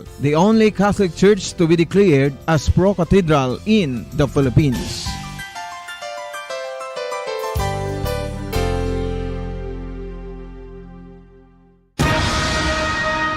Ang pagpanipilyo ang isa sa mga pinaka-importante nga tikang. Agod mamintinar ang matinlo nga hygiene sa isa ka persona. Apang makapilabala ka beses ini ginahimo sa isa ka adlaw. Suno sa American Dental Association, ginarekomendar ang pagpanipilyo sang makaduha ka beses sa isa ka adlaw. Sunod diri, maayo ang pagpanipilyo sa aga kag sa gabi gamit ang isa ka soft brittle brush. Para sa optimum dental health, ginapahayag sang ADA ang pagpanipilyo sang 2 ka minutos kag siguraduhon nga matinloan gid ang kada ngipon. Importante man nga tinluan ang tunga sang ngipon, isa ka bes kada adlaw. Importante man nga tinluan ang gum line, bangod posible ini nga tiniran sang bakterya. Friendly advice from Bombo Radio Bacolod. Ang vitamin D mayira sang madamo nga papel sa aton lawas. Essential ini sa pag-angkon sang good health. Ang mayor nga papel sang vitamin D among pagsugo sa mga cell sa aton gut o kuntyan agud mag-absorb sang calcium kag phosphorus. Ang duha ka mga minerals nga importante sa pagpabilin nga makusog kag healthy ang aton nga tulan sa kalawasan. Buot silingon, ang vitamin D nagabuli gini sa pag-absorb kag pagpabilin sang calcium kag phosphorus sa aton lawas. Our heart, muscles and nerves also need calcium to function properly. Sabay naman sang phosphorus, ang main function sini among pagporma kag pagpatubo sang bones and teeth. Kung kulang naman kita sa vitamin D, mangintunaan ini sang pagdevelop sang pila ka seryoso nga mga balatian, kaangay sang osteoporosis, cancer, depresyon, muscle weakness, kag manginhalinan sang kamatayon kung lala na ang balatian. Makapila ka beses kung magpangapi sa adlaw, maghinay-hinay lang sa pag-inom sang kape bagod may ara ini sang hindi maayo nga epekto sa lawas. Apang paano bala may buruan kung masobrahan na kita sa kape. Nahibaluan nga ang 400 mg sang caffeine o kung kapin-4 katasa sang brewed coffee sa isa ka adlaw ang makabig pa nga safe para sa pila ka mga healthy adults. Apang, dapat naman ini nga haganaganon kung makabatyag na sa mga sintomas nga nagapahibalo nga nasubrahan ka na sa kape. Ini ang ginalakipan sang pagsakit sang ulo, hindi makatulog, anxiety, kag masami nga ginanerbiyos, kalakip na ang paglingin sang ulo, pagka-iritable, masami nga pagpangihi, pagpalangurog sang unod, kag pagdasig sang kuba-kuba sang dughan. Gani mga kabombo, hagan-hagan lang sa kape.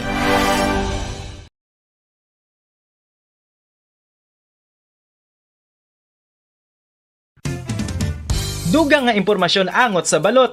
Santo pa sa publication, ang balot na nagaunod man sa niacin, riboflavin, kag thiamine, nga nagabulig sa metabolismo sang enerhiya sa lawas. Naibaluan nga bangod sa nutritious qualities nga makita sa balot, kita nga mga Pilipino ang ginakonsiderar ini nga superfood nga maayo para sa brains. Ang isa ka itlog nga balot ang nagaunod sang 188 calories, 13.7 grams ang protein, 14.2 grams ang fat, 116 mg ang calcium kag 2.1 mg ang iron. Ang balot, ang makabulig man sa mag-asawa bilang aphrodisiac, nga kaangay sang Viagra. Bango din ang may mataas nga protein content, kag sarang makapaboost sang energy, kasubong man sang desire. Kung luyag mo sang maayo nga delicacy nga madugang sa imo diet, ang balot, ang isa sa maayo nga choice.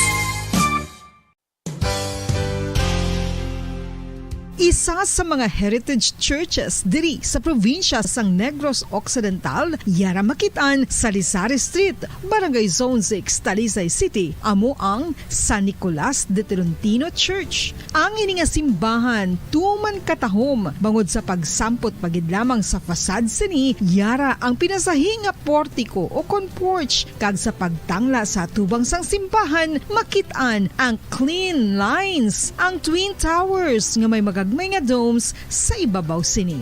Sa pagsulod sa simbahan, mapawaw ka sa disenyo. Tastefully designed and preserved, the church's interiors have avoided the catastrophic fate of misguided renovations. Sa pagpadulong amat-amat pakadto sa altar, magatampad naman sa imo ang mahogany colored altar nga gindekorahan sang gilt curvings nga amo ang ginabutangan sa tunga sang santo patron sang simbahan nga amo si San Nicolas de Tolentino, isa ka Italian saint kag mystic. Sa wala kag tuo, yara ang imahe ni San Ezekiel Moreno kag San Rafael, kag sa ibabaw yara si Jesucristo. Samtang makitaan ang kapinasahi sang pattern sang salog sang San Nicolas de Tolentino sa Talisay, bangod sa design nga checkerboard nga itom kag puti nga kunlantawon may pleasing contrast sa dingding sang simbahan. Makitaan man ang rows of iron chandeliers workers nga madamo nga nagalinyada sa atop sang simbahan nga nagahatag sang kasanag sa palibot, ilabi na gid sa tupong sini nga aisles sa salog separated by a row of Corinthian pilasters and stylized flat arches. Ang pundasyon sang karon nga San Nicolas de Tolentino Church una nga gindihon sadto sang isa ka pari sang Order of Augustinian Recollects nga si Father Fernando Cuenca nga nagabot diri sa Negros sadtong 1848. Samtang ang karon nga structure gintuko dinhi sa sulod sang 3 ka tuig humalin sang 1933 tubtob 1936. The Church of San Nicolas de Tolentino reminds us not only of the work of Father Cuenca but stands as a testament to the unity and faith of the people of Talisay.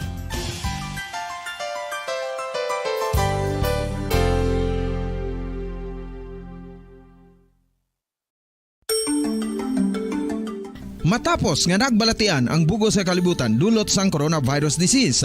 Tara mga kabayan sa aton nga pagpalagat 21 minutos sa kaligid sa taknang alas 8 sa gabi sa aton sa ringa palatuntunan. So gina-remind lang aton sa ringa winner si Jimmy Avilino sang Black 2 Lot 14 Palmas del Mar Barangay Singkang. Ikaw aton sa ringa winner kaina alas 6 sang hapon o alas 5:55 ginawag. So, congratulations gid sa imo. Sige, diri kita na mga kabanan, no? Sabahin sa ato sa ring mga taga-permatic at the same time sa ato sa ring mga kabombo. Tutupan nyo itong issue, no? Sabahin sang, no? Sabahin sang pagpangawat sang kuryente sa Barangay Singkang. Airport, no? Naglabot sa 5.6 million pesos, no? Ang ginkawat nga kuryente.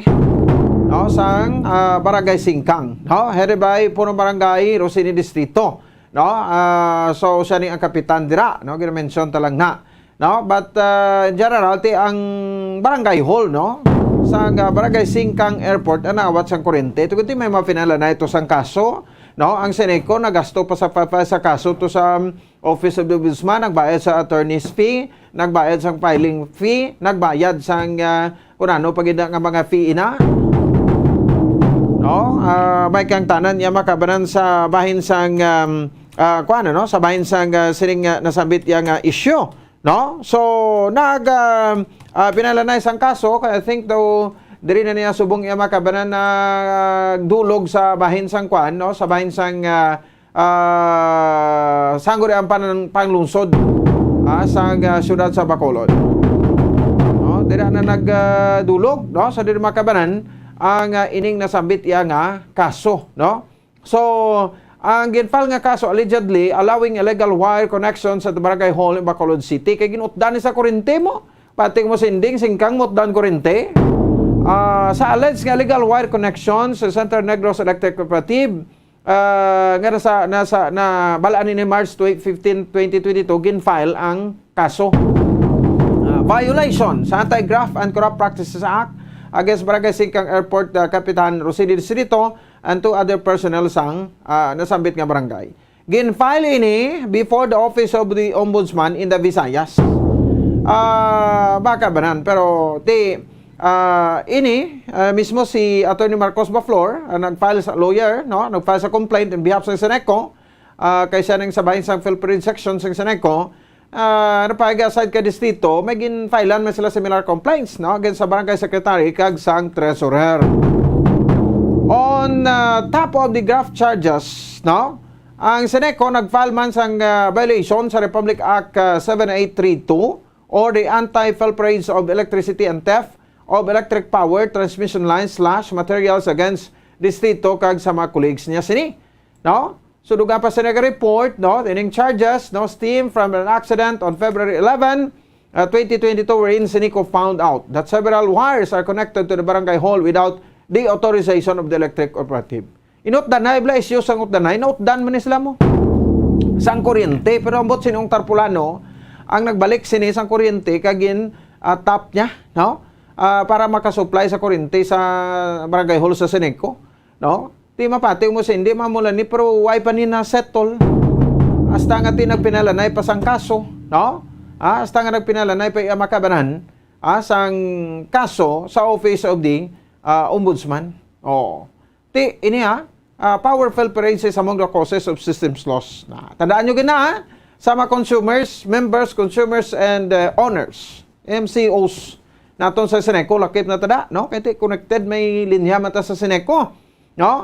Ang powerful paralysis among the causes of systems loss o konkaperdihan sa Seneco, which could trigger an increase in the cost of electricity to be paid by the consumers. No? Subong ginabagang iya sang kwan, sang issue ang Seneco, no? Sa rin makabanti, ariyo, dili lita matutok, no?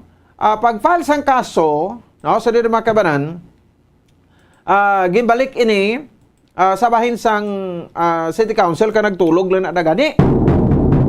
Sa City Council, adun to kung ano ina, suspension o kung ano, no? Pero nakuha na to sa reaction dire, si Attorney Marcos Baflor, Marcos Aurelio Baflor, no? Ang designation gid ni Attorney Baflor, no? Sa dili makabayan kuha ni siya, no? Nang siya ang delegate, no? Ari siya ng legal counsel sa Seneco Felperage Unit, no? Sa Central Negros Electric Operative, no? So kati may nabatian kita ga daw may negosasyon, no? Ti hambalon ta lang ang kuan no? Ang ang singkang pagi sa kay Kapitan Distrito kung bingati may nagpalapit or may naglabi o kukunhano, no? Basi may basbas ba ni Japon sa sitting elected officials ta diri sa Bacolod niya siling reglahan nyo na lang na, no? Pero this is unfair. Para sa aton sila nga mga kauturan. Ang pagpangawat sa kuryente, no? Sa balor nga piso, kag sa balor nga 1 milyon, pangawat man na Japon tawag. But when you say 5.6 million pesos, no, this is too much. Dako-dako na niya makabanti kita nagabayad sini, no? Sa systems loss. Oh, ngati ako din sa Seneco, amo man ikonong isa sa marason nga kuan sa kapedian sa Seneco, ang ining makinawatay sa kuryente. Kita mo ning mga tawo nga mga tuso, no, mabintahuso kag nablang gusto nila magpamintaha. Isa na sa pagpangawat sa kuryente, may adlaw man kamo. Di dapat ipakita ta Seneco, why kamo sa may ginapasanto sinidri, no? So ano ang rason nga ang negosasyon, no? Ti ang punto naton dira nga nag-file pa kita isang kaso nga manegosyar ma lang. Kung tani, no? Ginambalan na lang sila, tinegosyar na kamo di, palapit na kamo di sa ato, sa Seneco, no? Pero galibog ulo ta kung nga ana supplyan mo sila sang kuryente da. O, kailain naman ang koneksyon. Sa barangay ho, patsektaw ni buwas. So in fairness, kung anta man ni reaksyon, ang pamuruan sang singkang with Kapitan Distrito, kung may negosasyon, but the lawyer confirms, no, kamera sa negosasyon. Ari, batian naton, pahiyag na ni Marcos Baflor sa aton sa iya makabran nga interview. I can confirm, sir, that negotiations are ongoing between Cap Distrito and the management of Seneco for a possible amicable settlement. So paano na siya na-formulate, attorney? Kaya di ba daw may decision na pa-ombudsman nga for suspension sa ila, sir? Wala man, sir. Actually, ang ginimo sa ombudsman is in-refer nila ang case ni Cap to the Office of the City Prosecutor Bacolod City. Oo. Ang jurisdiction sa mga cases na gin-file namon with regards sa criminal aspect is with the regular courts now, not with the Sandigan Bayan. So, amo na. But right now, I can say that kasi kung depende na sa arrangement na ma-reach between Seneco management and NICAP, so we could have a possible amicable settlement. Oo. So when we say amicable settlement, so what does it mean, attorney? Most likely, Seneco management would ask for payment of a certain sum as for the electricity that has been consumed by Tanggay Singkang Airport. Okay. Pero practically, di ba, na fan out na gidman to nga ti nangawat kuryente or it seems may illegal tapping gaginhimo ang barangay, attorney? Well, that was what our complaint was based on.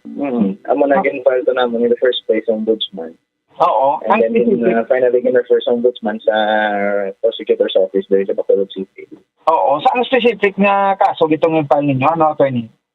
if I can recall, sir, violations ng Anti-Pilferage of Electricity na law and also Anti-Graft and Graft Practices Act ang gintal namin.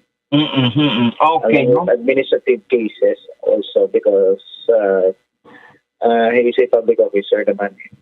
Oo. So, what was the status ng case nga ginrefer sa city prosecutor? So, nag-prosper na-file to, attorney?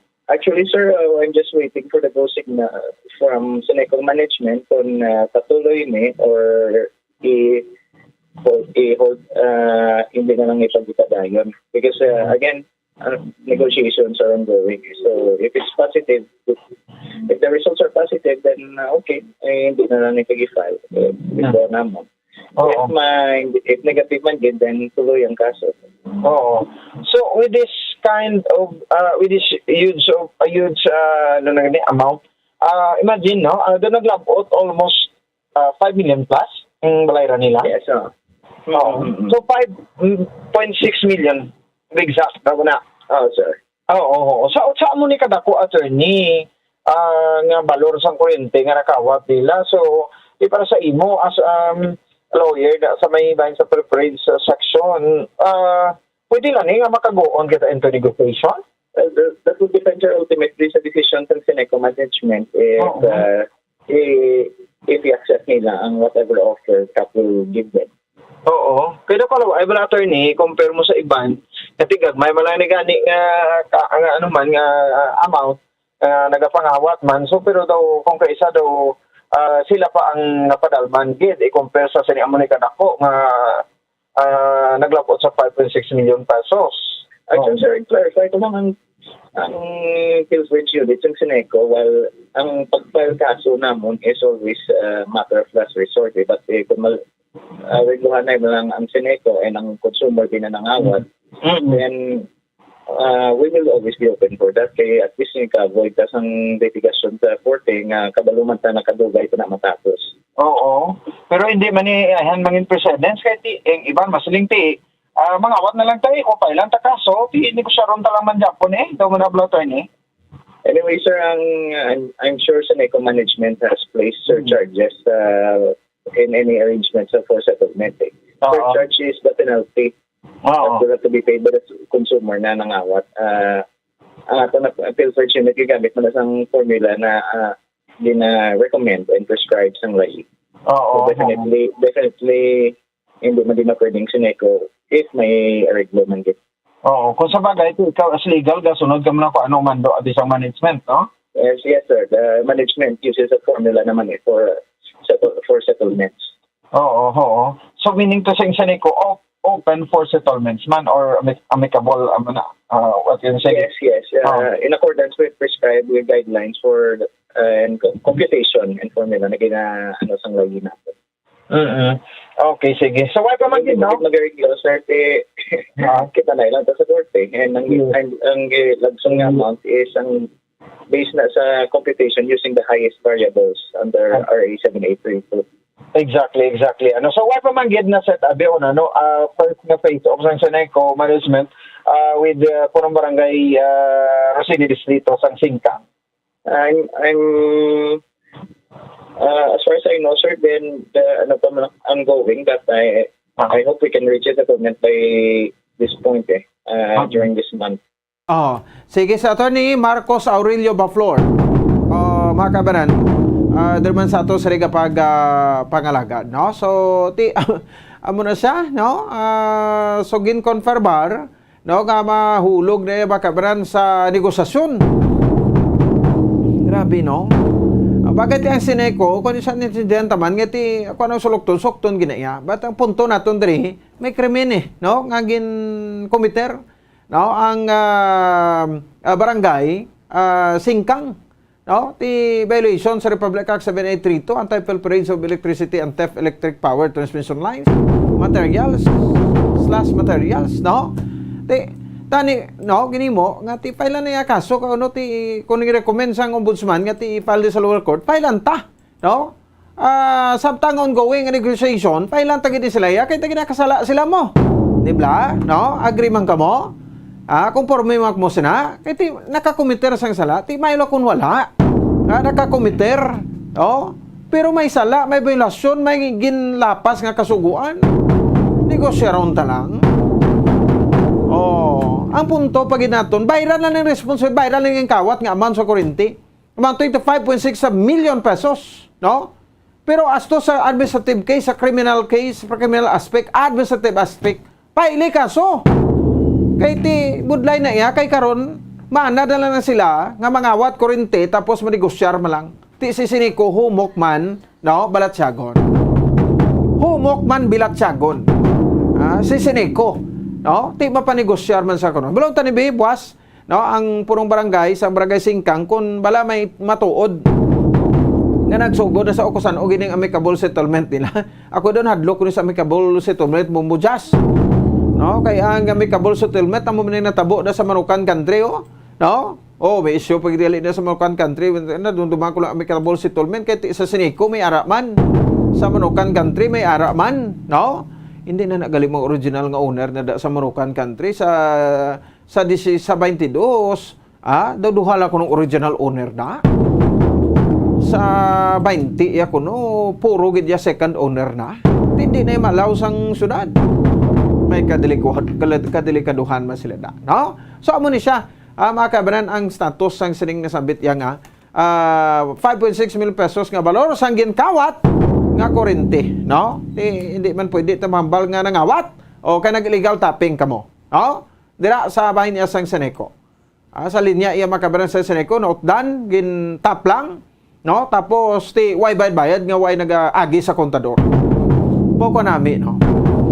Sang ila sila nga pamatsagan. Ti abi nila ko hindi ni makabanan mabalaan. Pero agwa man Japon ang ginamos niya. 37 minutos sa kaligid sa taknang alas 8 sa gabi sa aton nga pagpalagad sa puna sa aton sa nga Christmas around the world.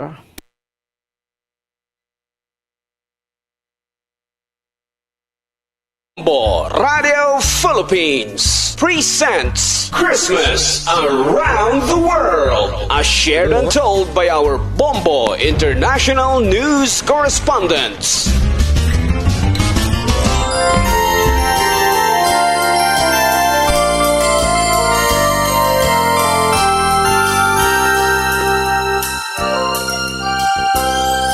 Katugnaw sa kaagaho. Adto naman kita sa pungsod Italy o kon Italian Republic nga ran hamtang sa Southern Europe.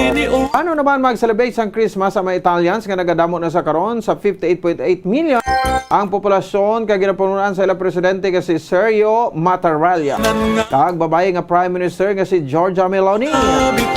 Nakibalo-bala nga ang Christmas sa bahin sang Italy ang among kapital sang Rome. Italy nga ang kapital amo ang Rome kag bayroya diri ang mga Christian. Siyempre ara no? Ang Vatican. Kasi din nagsugod sa Pizza 8 pagid lamang sa Disyembre o kung subong adlaw kadungan sa pag-obserba sang Feast of the Immaculate Conception. Traditionally, ang karon nga adlaw among pagsugod sa pagpamutang sa mga Christmas trees sa mga Italians. Ang Christmas celebration sa Italy ang magatapos sa Pizza 6 sa bulan sa Enero. Ang pagkasunod nga tuig sa Epiphany o kon sa the Three Kings Day. Kundi anuman nga may kasadya. Sa mga Italians, big deal para sa ila ang panihapon sa Christmas Eve kag pag-aga Christmas Day. It's all about feasting. Madamo ang ila ginaluto nga mga traditional menus kangay sang sarong, sa mga roasted meats, sa may pasta in brodo, kon pasta in broth.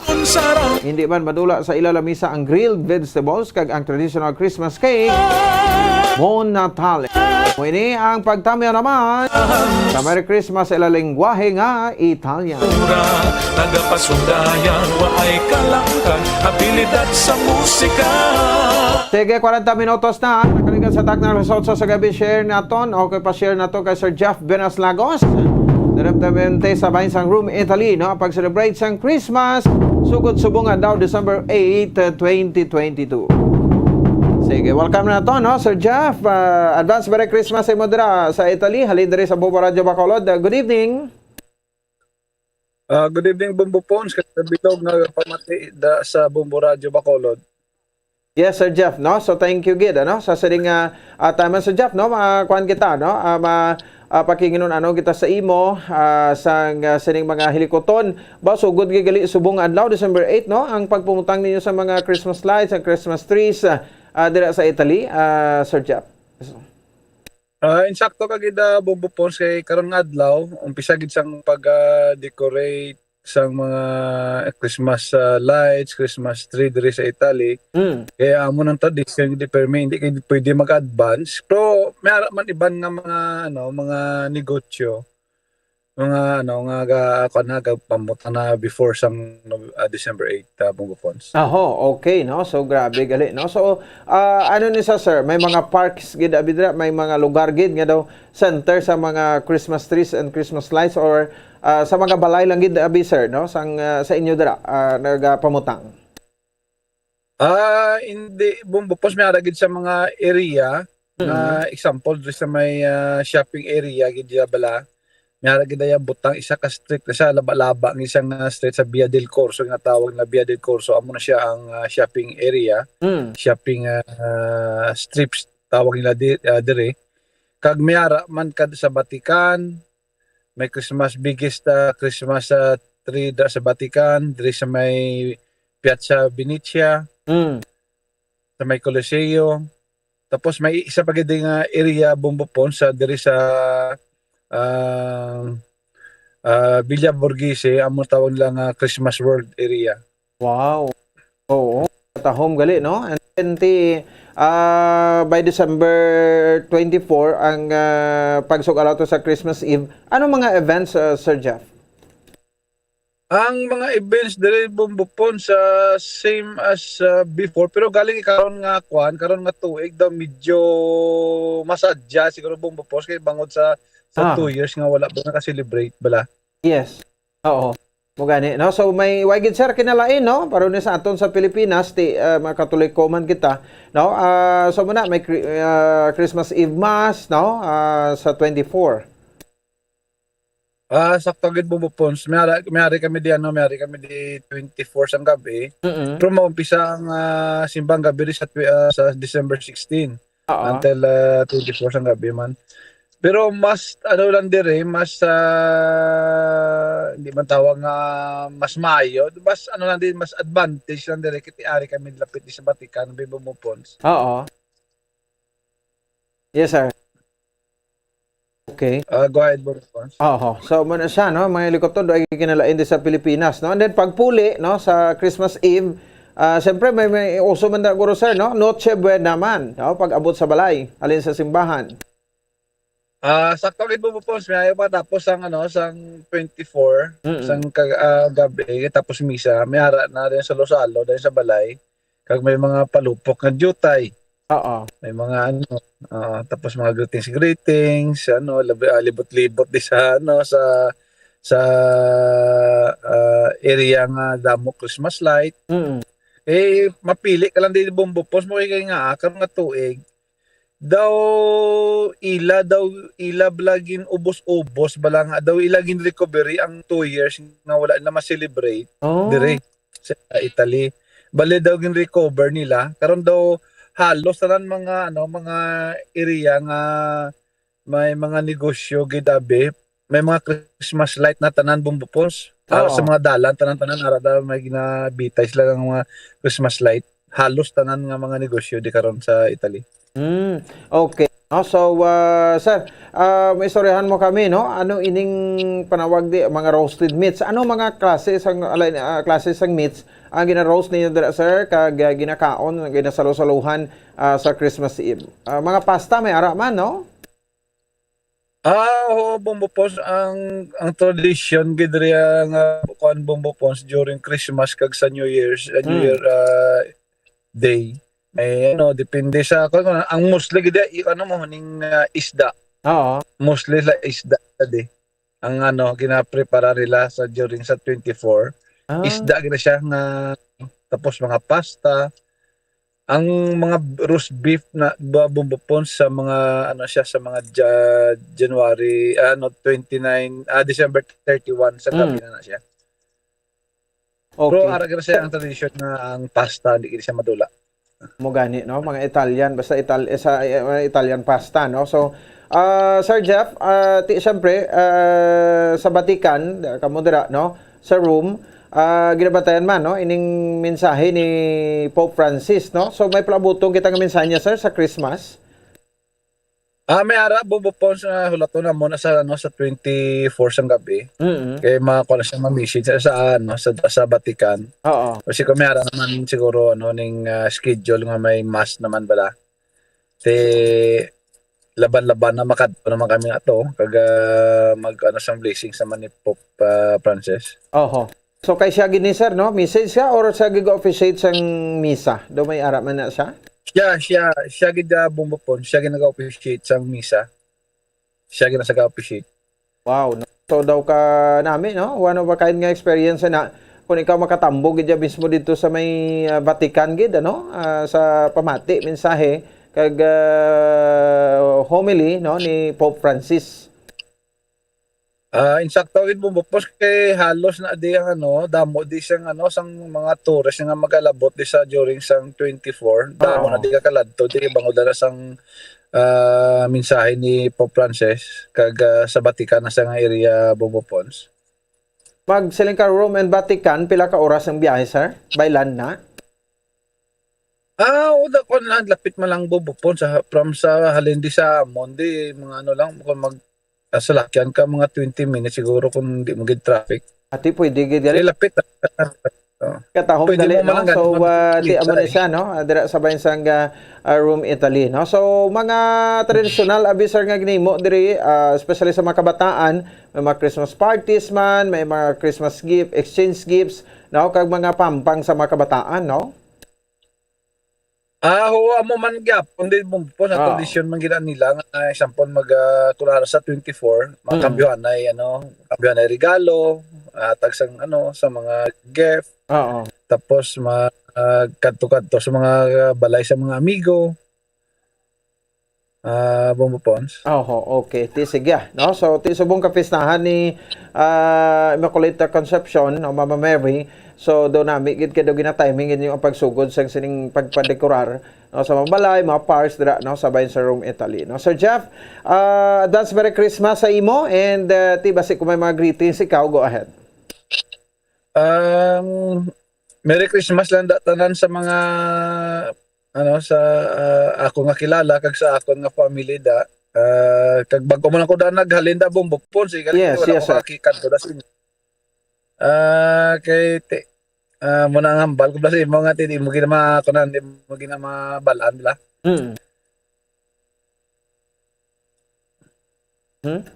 Yes sir. Bumupon. Sige lang sir, no. So by the way, condolence sir, no. So mo gina kabuhi diri sa kalibutan ti mo lagi man lang kita diri, no. So anyway, bago ka lang gid nagbalik man da siguro sir, no. Mga mga 2 weeks pa lang bumupon sa nagalingkod sa Pilipinas kay nakuha si mother ko. Amo magani lang. Anyway, sir, good luck sa inyo dira. Halong lang kita always, no. Salamat gid kag maayong gabi sa imo.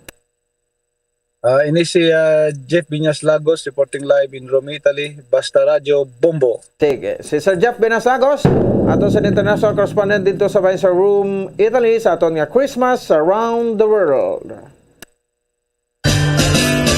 Bombo Radio Philippines presents Christmas Around the World, as shared and told by our Bombo International News Correspondents. Sige, Bon Natale or Merry Christmas, no, dito sa bayan sa Italy, makabanay sa aton nga mga kabombo. Tiway gid sa ginalain kamenti mostly, no, sa Italy, especially sa Rome, no, mga 90% Catholic, kung mga Katoliko makabananti. Amo man ako anong celebration dito sa Pilipinas, amo man dito. Sige, mga segment nato rin sa aton nga Christmas Around the World. This time katuan na patrol si Bobo Cherry Grace Santillan, mga report.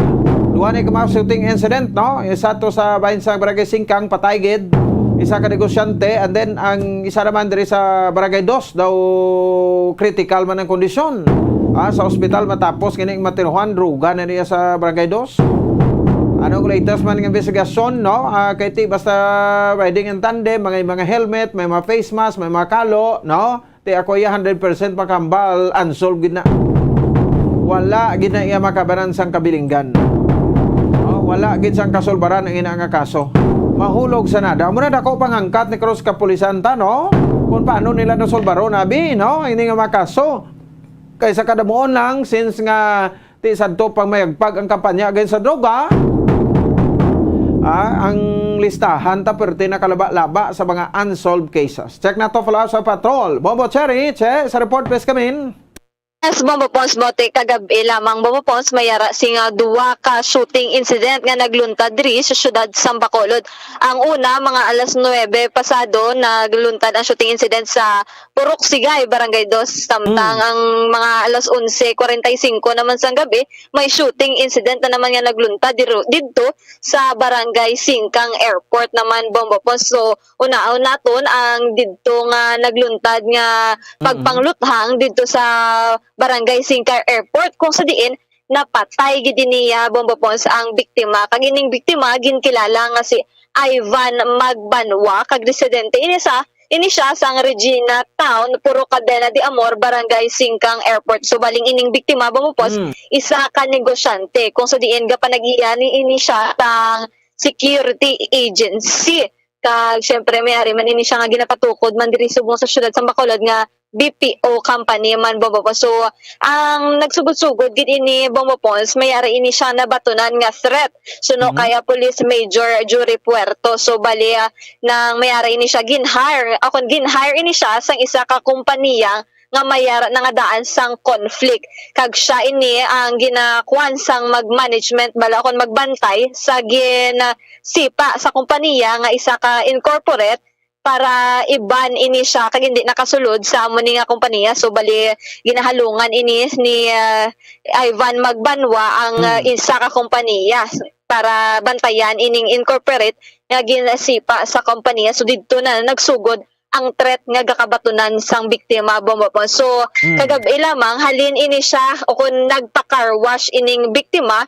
So sampauli na ini siya na mayara siya na agyan nga do ka humps na balati didto may ginahinay ini ng biyahe o kung napalakat sang isalakyan ti didto siya dayon na ginabantayan kag pangluthang na o kung ginluthang na ini siya Bombo Pons. So no sa kapulisan mayara ini sila nga recoveries sa area nga mga 9 kabilog nga empty shells sang 45 o kan caliber 45 Bombo Pons. So may suno sa kapulisan naton sa Police Station 8 may nakit-an man ini sila nga pusil sa salakyan sang biktima apang syempre wala na ini nakabato ang biktima Bombo Pons. So kay syempre dead on a spot ni dayon ang biktima Bombo Pons. So ginasubay sa karon ang mga CCTV footage sa palibot sang crime scene kag ini nga mga suspetsado Bombo Pons ginalantaw nga motor riding suspect o ko ng riding and tandem. Kag pagka ining mga riding and tandem Bombo Pons may gasunod pagid sa ila nga salakyan kung sa diin do mayara sila back up pagid bala Bombo Pons. So siguraduhon gid yan nila ang gusto nila siguro gid sa mga suspetsado nga mapatay ining biktima Bombo Pons. So Bombo Pons yari bala pamatian naton ang pahayagi kan kaya Police Major Puerto ang hepe sang Police Station 8. Tabo ang pagpiro ni kay Ivan, 39 years old. May panagkiya ni siyang security agency. Oo. Sa Bacolod. So, ang kliyente nila. So, sa atong pagsubay subong sa investigation, natabo ni may kliyente siya na company na may conflict. Mabali siya ang binakuan sa management na magkwento ng bantay sa company na. So, nagsugod ang threat niya. Hindi halin ang victim, sir, sa natabo ang shooting incident, sir? Dra sa may karwasan datob ang total dada in the station da sa Magsasay Avenue. So, pag uli niya, manilamantayan na siya. Kag sundan, kag may gamay dira nga hams dira kasulod. Pag inayagin likitan sa sang riding suspecta, katong tiro asot-asot na. Tapos ang gikawin na sang motor riding suspect pakadto sa sa may magsungay street pakadto sa dagan pakadto sa Barangay 35. May riding tandem, so may driver, ang back rider, ang back shooter. May kumpanya siya nga kuryente nga may konflikto bala. Kay may incorporator nga isa agency pa sa kumpanya, bali amo na siya ang agency ang nagpantay para iban ina nga tao nga agency pa sa company. So mo to yung time nga mo na nagsugod ang conflict, amo na nga nagsugod ang iya threat. Anong na-recover sa crime scene, sir? May empty shell isang 45 daw siyang pabilog, tapos may mga bala man sulod sa sakyan niya iya, tapos may kusel man siya. Wala siya kabato, bali ang kusel niya sa bagya sa sakyan. So ano na ning ulo ang fatal ng ego kay right on the spot siya.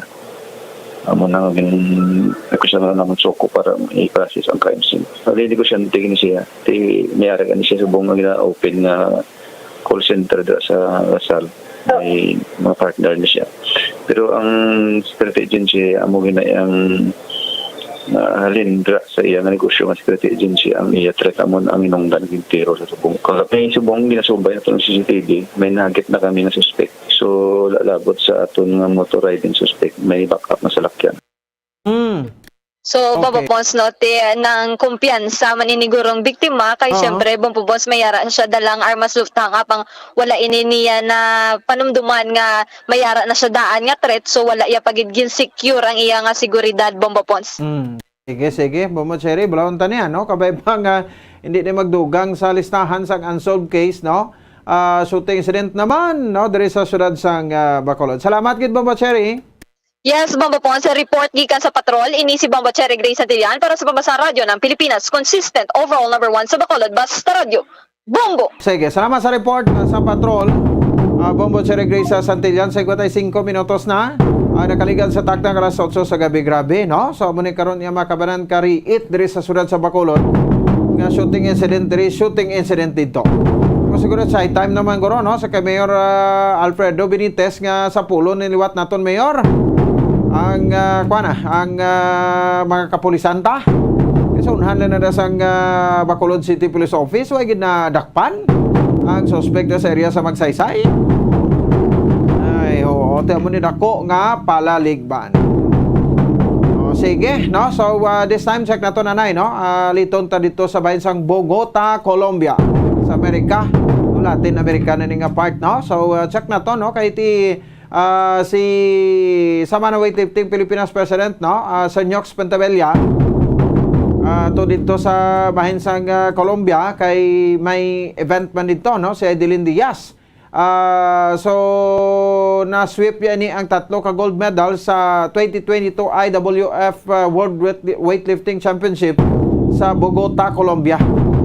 Another nga kadungganan ini kay Adeline Diaz, aton nga Olympic gold medalist. First nga Filipina nga nakakuha sang gold medal sa bahin sang Olimpiada dito sa Tokyo sang siring nga tuig man. Check na to na, no? Kay tino preparasyon pag ini sa Olimpiada man nga hiwaton sa Paris, France, no? Ining kompetisyon ni Heidelin Diaz way untat, no? So tino bago makasal mo siya na ligad, no? Tapos daw na linugan pa to sila sa Bagyo, no? Sang kasal sila, no? So way pa ni sa guro gid nakakuan gid sa way pa man sa baby guro, no? That's why nga daw naga-concentrate pa sa naga-intra pa sa Japan. Ang bana niya di no other than her coach. Iya palang coach ang iya nga banas ni, no? Ni Heidelin Diaz. Check tabi, no? Sa dito makabanan kon okay na ang linya naton with Sir Nyox Pentabella, no? Check naton from Bogota, Colombia. Sir Nyox Pentabella, good evening sa imo, sir. Good morning dira sa imo sa Colombia, Sir Nyox. Salamat, Gid. Salamat sa wake-up call. Yes, sir. Pinukaw ka gid namon. Alas 8 pa lang, di. Oo. Salamat, Gid. Oo. Alas 8 pa lang. Swerte ang aton mahal nga Pilipinas. Nakaagom naman medalya nga ginto. Balubulawan. Praise the Lord. Ang aton pananaw niya. Tananin sa Atag ni tanan sang aton makaako. Nga may anong pagali ko kabata nga mabira-bira pa sugod na masubong naman kay tapos na siya dilin. May anam pa ko yung alaga di nga kabay pa makamedalya man. Qualifying ini mga kulturan sa Olympics sa Paris sa 2024. Isa na lang katuig, dugay-dugay bagong tuig na. De mag 2024 nga pangabay ko with the help of God. Base pa lang makatatlo ko, 4 ka bata makarepresentar sa Pilipinas sa larangan sa weightlifting sa Olympic. Kasi kabaluma ka mo, ginswerte kita, nakakuha medalya nga ginto, ulawan, sa itong ulihi sa Tokyo. So, grabe nga bata siya inilin daw. Basta gusto siya magdaog, pagitaan niya Diyos mo, pagpakabudlayan niya, matraining siya sa mundo. In spite nga nakasal niya siya siyang a few months ago, may bana na siya, maninoy manggo, isa ko sa mga maninoy. But praise the Lord, kagabi, di ko kansindi, kung di niya naman ako ang pwersa, ya. Ginbalbal, mayo lang abi kong close fight, ginbalbal niya ang kalibutan, ang tanan nga mga Meksikano nga bilib ako, ang Colombiano, pero may mga gold medal sa una, wala, yung kastigo ya tanan, because ang determinasyon niya, iba lain eh. Hindi ni siya normal nga atleta, ang iya determinasyon niya, daw, hindi ko kaintindi, kakakibot lang ko, kung di niya gahalin ang iyas niya nga pwersa, kay daw, lain mga subong, may bana na siya, huwag ko kabalo kung ano, abi ko, ang kapractice man siya kabalo ko to, do, pro batsyag ko, lingkot eh, basta nakasal ka, basi na nagluya, wala, daw matsyag ko ka rin, daw nagbaskog, anyway, may apat pa qualifying. First ini of 5. 5 qualifying mo para Paris. So isa lang palang ini. That's why ari ding tanan ko nga kabataan siyam ding dala ko. Kag kumakuha puntos sa siyam na basi may 4 o 3 na nga makasulod. That would be the best para sa Pilipinas. So tanan na din sila nga respetar sa Pilipinas, magsiling na gani nga Philippines nga atleta nga tindog sa rostrum sa stage, wala na, kabalo sila matilaw ng Pilipino. And I'm glad because at least ang una, wala kita kapaminsan mga Olympics na makadaog ta. Karoon niya, lain na, bali, I guess, subong niya, expect ng tao nga ma-produce weightlifting, which is the reason why ko maginauntatan ang pag-develop, ang paghatag sang importansya sa mga bata sa ila nga damgo man nga magmilyonarya pareho kay Heidi. She is a multimillionaire now, so thank God na nakita na subong sa Pilipinas. Pasalamat po sa PEC, Sport Commission, Presidente Bongbong, kaya nagabulig man sila, kag of course ang grupo nila ng MVP, gabulig man sa Manila. Kaya they now all believe na hindi na lahog yung weightlifting sa Pilipinas. I mean, you spend billions sa ibang sports like basketball, pro magsturya kaya Olympics, wala na iya subong ginapaminsan except weightlifting, kag boxing. Aba nang duwa nga nagaproduce. So salamat pa ko sa Bombo kay kanday pari Hermanda, Basbanyo, kay pari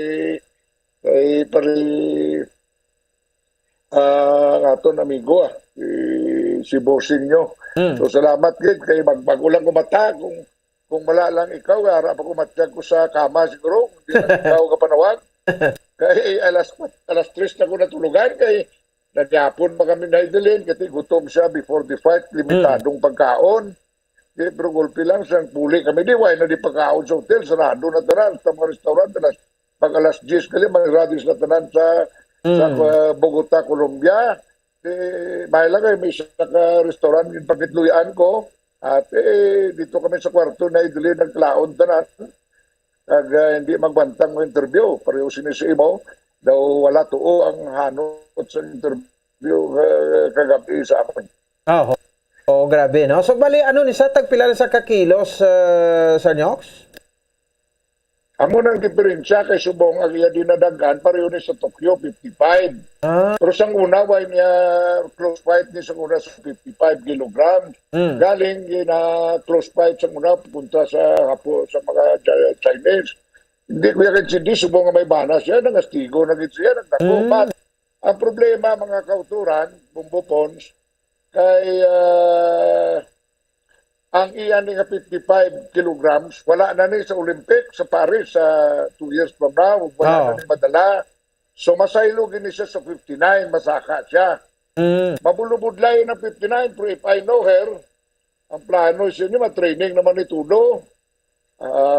Hindi pa niya siya magpabusong, sigurado ko. Ay, gwantahon niya, kay handom kang dumot siya, this will be her fifth. Ikalima yung Olympics, naupod ko. About yung 5 means very, very few athletes in the world can do 5 times sa Olympics. Kasi sa Pilipinas, budlay na kumparahan, budlay na komparasyon. So, ang akseptado mga bago, nga event sa Paris, 59 kilograms, mabulubog at nakakakontra na mga lagkuan na sa kumparar subong. So, I know her dream, medalya siya, pero whether makuha yung gold, silver or bronze, depende. Kay ako mismo, kakatingala ko din na ginakuha ang pursaya mong. Sabi ko gani, upod siya di, siling ko na may banana siya, basi magluya, kulang sa focus, hindi maintindihan, basta may kontra, mabato gid. This is a good example for the young people, mga atleta, kagpakita lang hindi tuya lagpat na namon gold sa Olympics. Subong niya, world champion naman siya. This is a prelude to the Olympics. Antes mag-Olympics, amo niya ang ginabantayan. Kung sinong matilaw, kung sinong may dako diya ang hospital sa Pilipinas karon. That's why I was so proud. Magatag sa iya sa medalya kagabi. Luha grabe. Grabe. Ang terms of joy siya gyapon ti ara. No? Anyway, ti ulaton naton, no? May mga event pa gid siya, no? Sir? May harap ako, Anom pa. Lima na lang kabata. Ang bantayan nyo, si Vanessa Sarno, may masakit na siya jutay sa kamot. Dutika na siya, wala akong madala, kay naghubag. Pero with the help of God Almighty, nothing is impossible. So, dala ko siya sa doktor, ginbutangan antibiotics. Subong, she will try. I don't know kung makagold ni. Kung makagold, pagkit ni siya, o silver, grabe na gidyang akon nga pasalamatan sa Ginoo. To God be the glory. Kay si Vanessa, taga Bohol, handom kag dumot kuman ng milyonarya ining bata ni kay 71 kilogram. Bugat niya kayo kumpara sa kay Heidelin. Kay Heidelin, 55 kilogram pa lang mong. Iniya si Vanessa Sarno from Bohol, siya iya, 71. So, kabay pa, makachamba ko. Karon sa gabi si Elren Ando, Olympian man na. Alin man na sa Tokyo Olympics. So, God is good. Salamat ko kay ang Paris na, kabay pa katapusan ko na. I want to retire. Mampang na lang ko na tinis sa Bacolod kay magbulig-bulig sa aton mga kutsala kay Calao. Bulig-bulig na lang ko na. Kay gusto na niya. Kay I think I've done my part. Tapuson ko lang ang Paris. Kag magbulig lang sa Bacolod. Sa kay Mayor Albida kag sa Calao Sir? Sorry para sa Tagalog yung saying, no? Sir Nyox, anong imo nga mga pagpangagda kag syempre pag-congratulate naton sa kay Heidelin Diaz? Sir Nyox, go ahead. Well, hindi ko maintindihan kung diin may gahalin ng yapusa. In Tagalog lang, sir? Tagalog? No. Tinagalog. Alam ko na mahirap ang ginagawa ni Heidi. Ngunit tagumpay pa rin. Hindi ko alam saan galing ang lakas ni Heidi. Napakahusay na atleta. At para bang after getting married, akala ko hihina ay biglang lumakas pa. So, let's all pray that we will have more medals sa sunod na Olympics sa Paris. Sigurado ko, she will train harder. Pagbalik, hindi siya pwedeng mag-relax. Palagay ko, birth pills muna ito kasi alam ko na gusto niya talaga na pumunta sumali uli sa Olympics sa Paris. At kung makuha niya yan, mag-qualify siya, five-time Olympian siya, 5-time Olympian, which has never been done by any Filipino in history. Never. And in the world, bihira na makakuha kang 5 Olympic. So, pero alam ko, mahal tayo ng Panginoon. Hindi lang siya, nandiyan si Vanessa Sarno, marami pa, she will inspire mga bata sa buong mundo ng Pilipinas, buong bayan ng Pilipinas. She will inspire. I hope si Governor Lacson is listening. Sa Bombo, si Mayor Albi, I already contacted them na sana we will have the next weightlifting try out para sa Bacolod, para alam mo, it will be a good fight. Ang laban dyan sa 59 kilograms, si Ando versus Heidelin Diaz. Kasi isa lang ang makapunta sa Olympics. So this will be a good fight. Parang parang Muhammad Ali, Liston, Mike Tyson. So, kwanto, laban na, even if she's a gold medalist here, si Ando from Cebu will also fight na siya pupunta sa Olympics at baka sila mag-duel. Mangyayari yan sa Bacolod.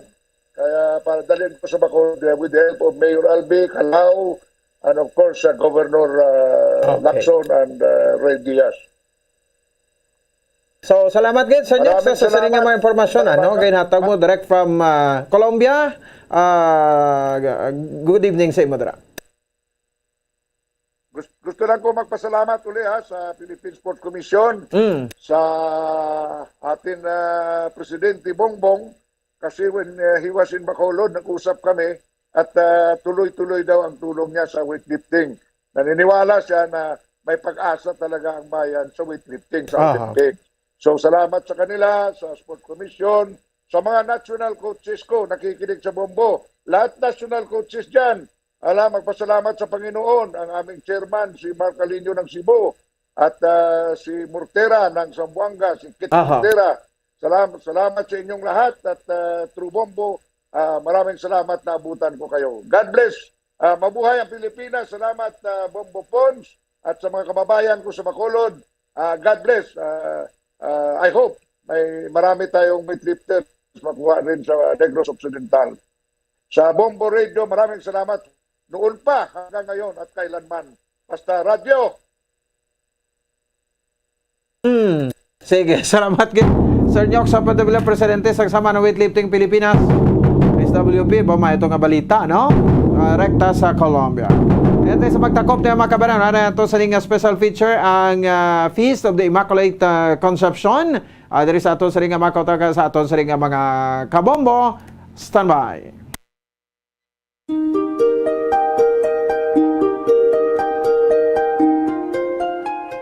Subong adlaw, nagaisa ang mga tumuluong Katoliko sa pag-obserbar sang kafestahan sang Our Lady of the Immaculate Conception o Solemnity of the Immaculate Conception of the Blessed Virgin Mary.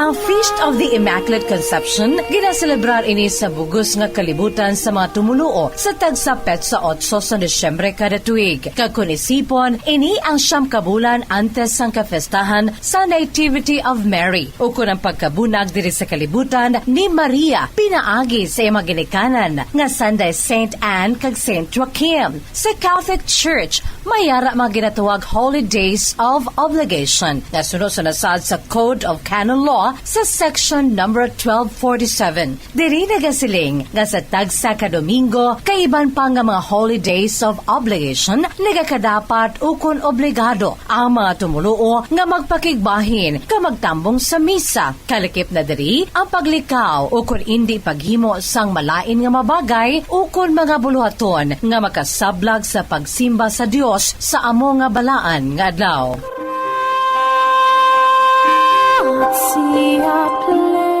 Diri sa Pilipinas, ang Roman Catholic Church mayara sa 3 ka holy days of obligation. Ang Christmas Day o Nativity of Jesus kada Disyembre 25, ang Solemnity of Mary, Mother of God, nga isa ka liturgical feast kada Enero 1, agang karon nga selebrasyon. Ang Feast of the Immaculate Conception, isa ka patronal feast day sa aton pungsod, kag subuman sa makapunsuran sa Espanya, Portugal, Nicaragua, Brazil, kag Estados Unidos. Ang karon nga kaywatan ginaselebrar pinaagi sa isa ka Holy Mass, subuman prosesyon o konparada. At sa iba na pungsod may ginahiwat nga mga fireworks, pagluto sa mga ethnic foods, kag cultural festivities bilang paghatag pasidungog kay Blessed Virgin Mary. Sa mga Catholic countries, kaangay sa Pilipinas, ginakabig ining adlaw bilang Family Day.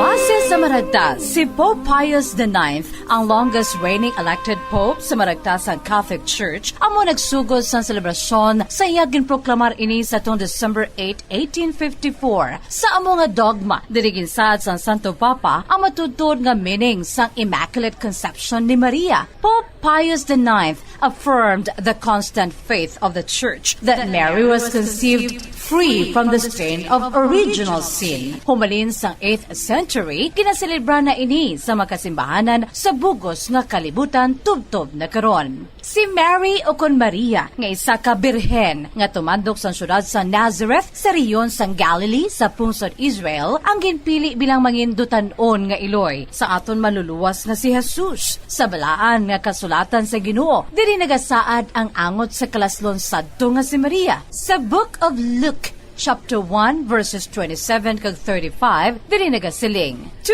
a virgin pledged to be married to a man named Joseph, a descendant of David. The virgin's name was Mary. The angel answered, the Holy Spirit will come upon you, and the power of the Most High will overshadow you. So the Holy One to be born will be called the Son of God.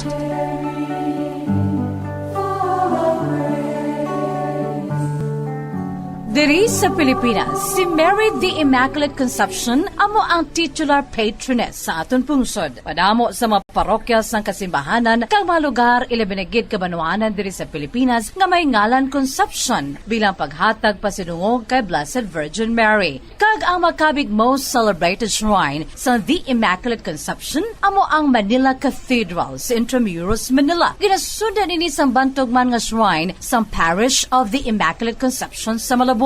Ang Manila Cathedral gintukod pa ini sa tong 1571 ni Father Juan de Vivero kag si Pope Gregory XIII amo ang nag-elevate sa simbahan bilang mangin isa ka cathedral. Ang pinakauna nga obispo sa Manila nga si Domingo de Salazar amo nagtukod sa pinakauna nga Episcopal See bilang subsidiary sa simbahan sa Mexico sa idalom sa patronage ni Most Pure and Immaculate Conception. Pagkalipas sini, ang ini nga cathedral naging venue na para sa mga ginahiwat nga mga pinakaimportante nga misa nga ginaselebrar sa mga arsobispo sang Manila. Sa tuong 1981, si Pope John Paul II amo naman na nagpasaka sa status nga cathedral sang Manila Cathedral bilang maging isa na ka Basilica Minore. Kag iya iniliwat naging consecrate para sa Blessed Virgin bilang Basilica de la Immaculada Concepcion. Ang statue o kon imahin ni Immaculate Conception ayara sa altar sa amo nga basilika ang gindisenyo nga sunod gid sa itsura kag nawong sang birhen agin paint sa Spanish artist sadto nga si Murillo. Throughout the church, the solemnity of the Immaculate Conception is celebrated on December 8. In most countries, it is the most attended holy day of obligation. Antes pa man sang karon nga adlaw, ang mga Katoliko hindi lamang diri sa Pilipinas kundi sa bugos nga kalibutan nagaobserba sang tradisyon pinaagi sa pagnovena o kon siyam ka adlaw nga pagpangamuyo kag meditation bilang preparasyon sa pag-abot sang sining nga kapiyestahan ni Birheng Maria. May ginapadigayon nga Triduum Mass. May Grand Marian Procession sa madamo nga mga Marian images. Ang ini nga Grand Procession ginahiwat kada tuig sa sulod na karon sang 20 ka tuig bilang kabahin sang proyekto sang Confradia de la Immaculada Concepcion ag sa Manila Cathedral sa Intramuros. Hail Mary, full of grace, the Lord is with thee. Our Lady, Virgin Mary, Mother of God, behold, thou shalt conceive in thy womb, and shalt bring forth a son, and thou shalt call his name Jesus. He shall be great, and shall be called the Son of the Most High. And the Lord God shall give unto him the throne of David his father, and he shall reign in the house of Jacob forever. She conceived by the power of the Holy Spirit, the Savior of the world, our Lord Jesus Christ. Ang Bombo Radio Philippines nagaupod sa Kristiyanong Katauhan sa pag-obserbar sa kapestahan sang Our Lady of the Immaculate Conception. Para sa pambansang radyo ng Pilipinas, Basta Radyo Bombo!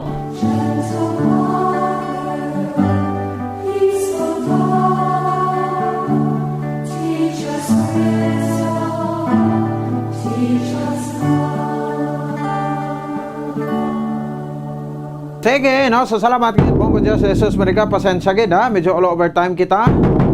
Standby na sa Santos nga Rosario. Para sa pambansang radyo ng Pilipinas, consistent overall number 1 sa Bacolod, Basta Radyo Bombo! Ang fertilized duck egg ang ginakonsiderar nga delicacy hindi lang sa Pilipinas kundi amuman sa iban nga Southeast Asian countries kaangay sa Vietnam kag Cambodia kung sa diin ang pangalan sini ang nagikan sa Tagalog phrase nga balot sa puti o kon wrapped in white. Madamo sa aton ang mahuyugon og bakal sini sa mga dalanon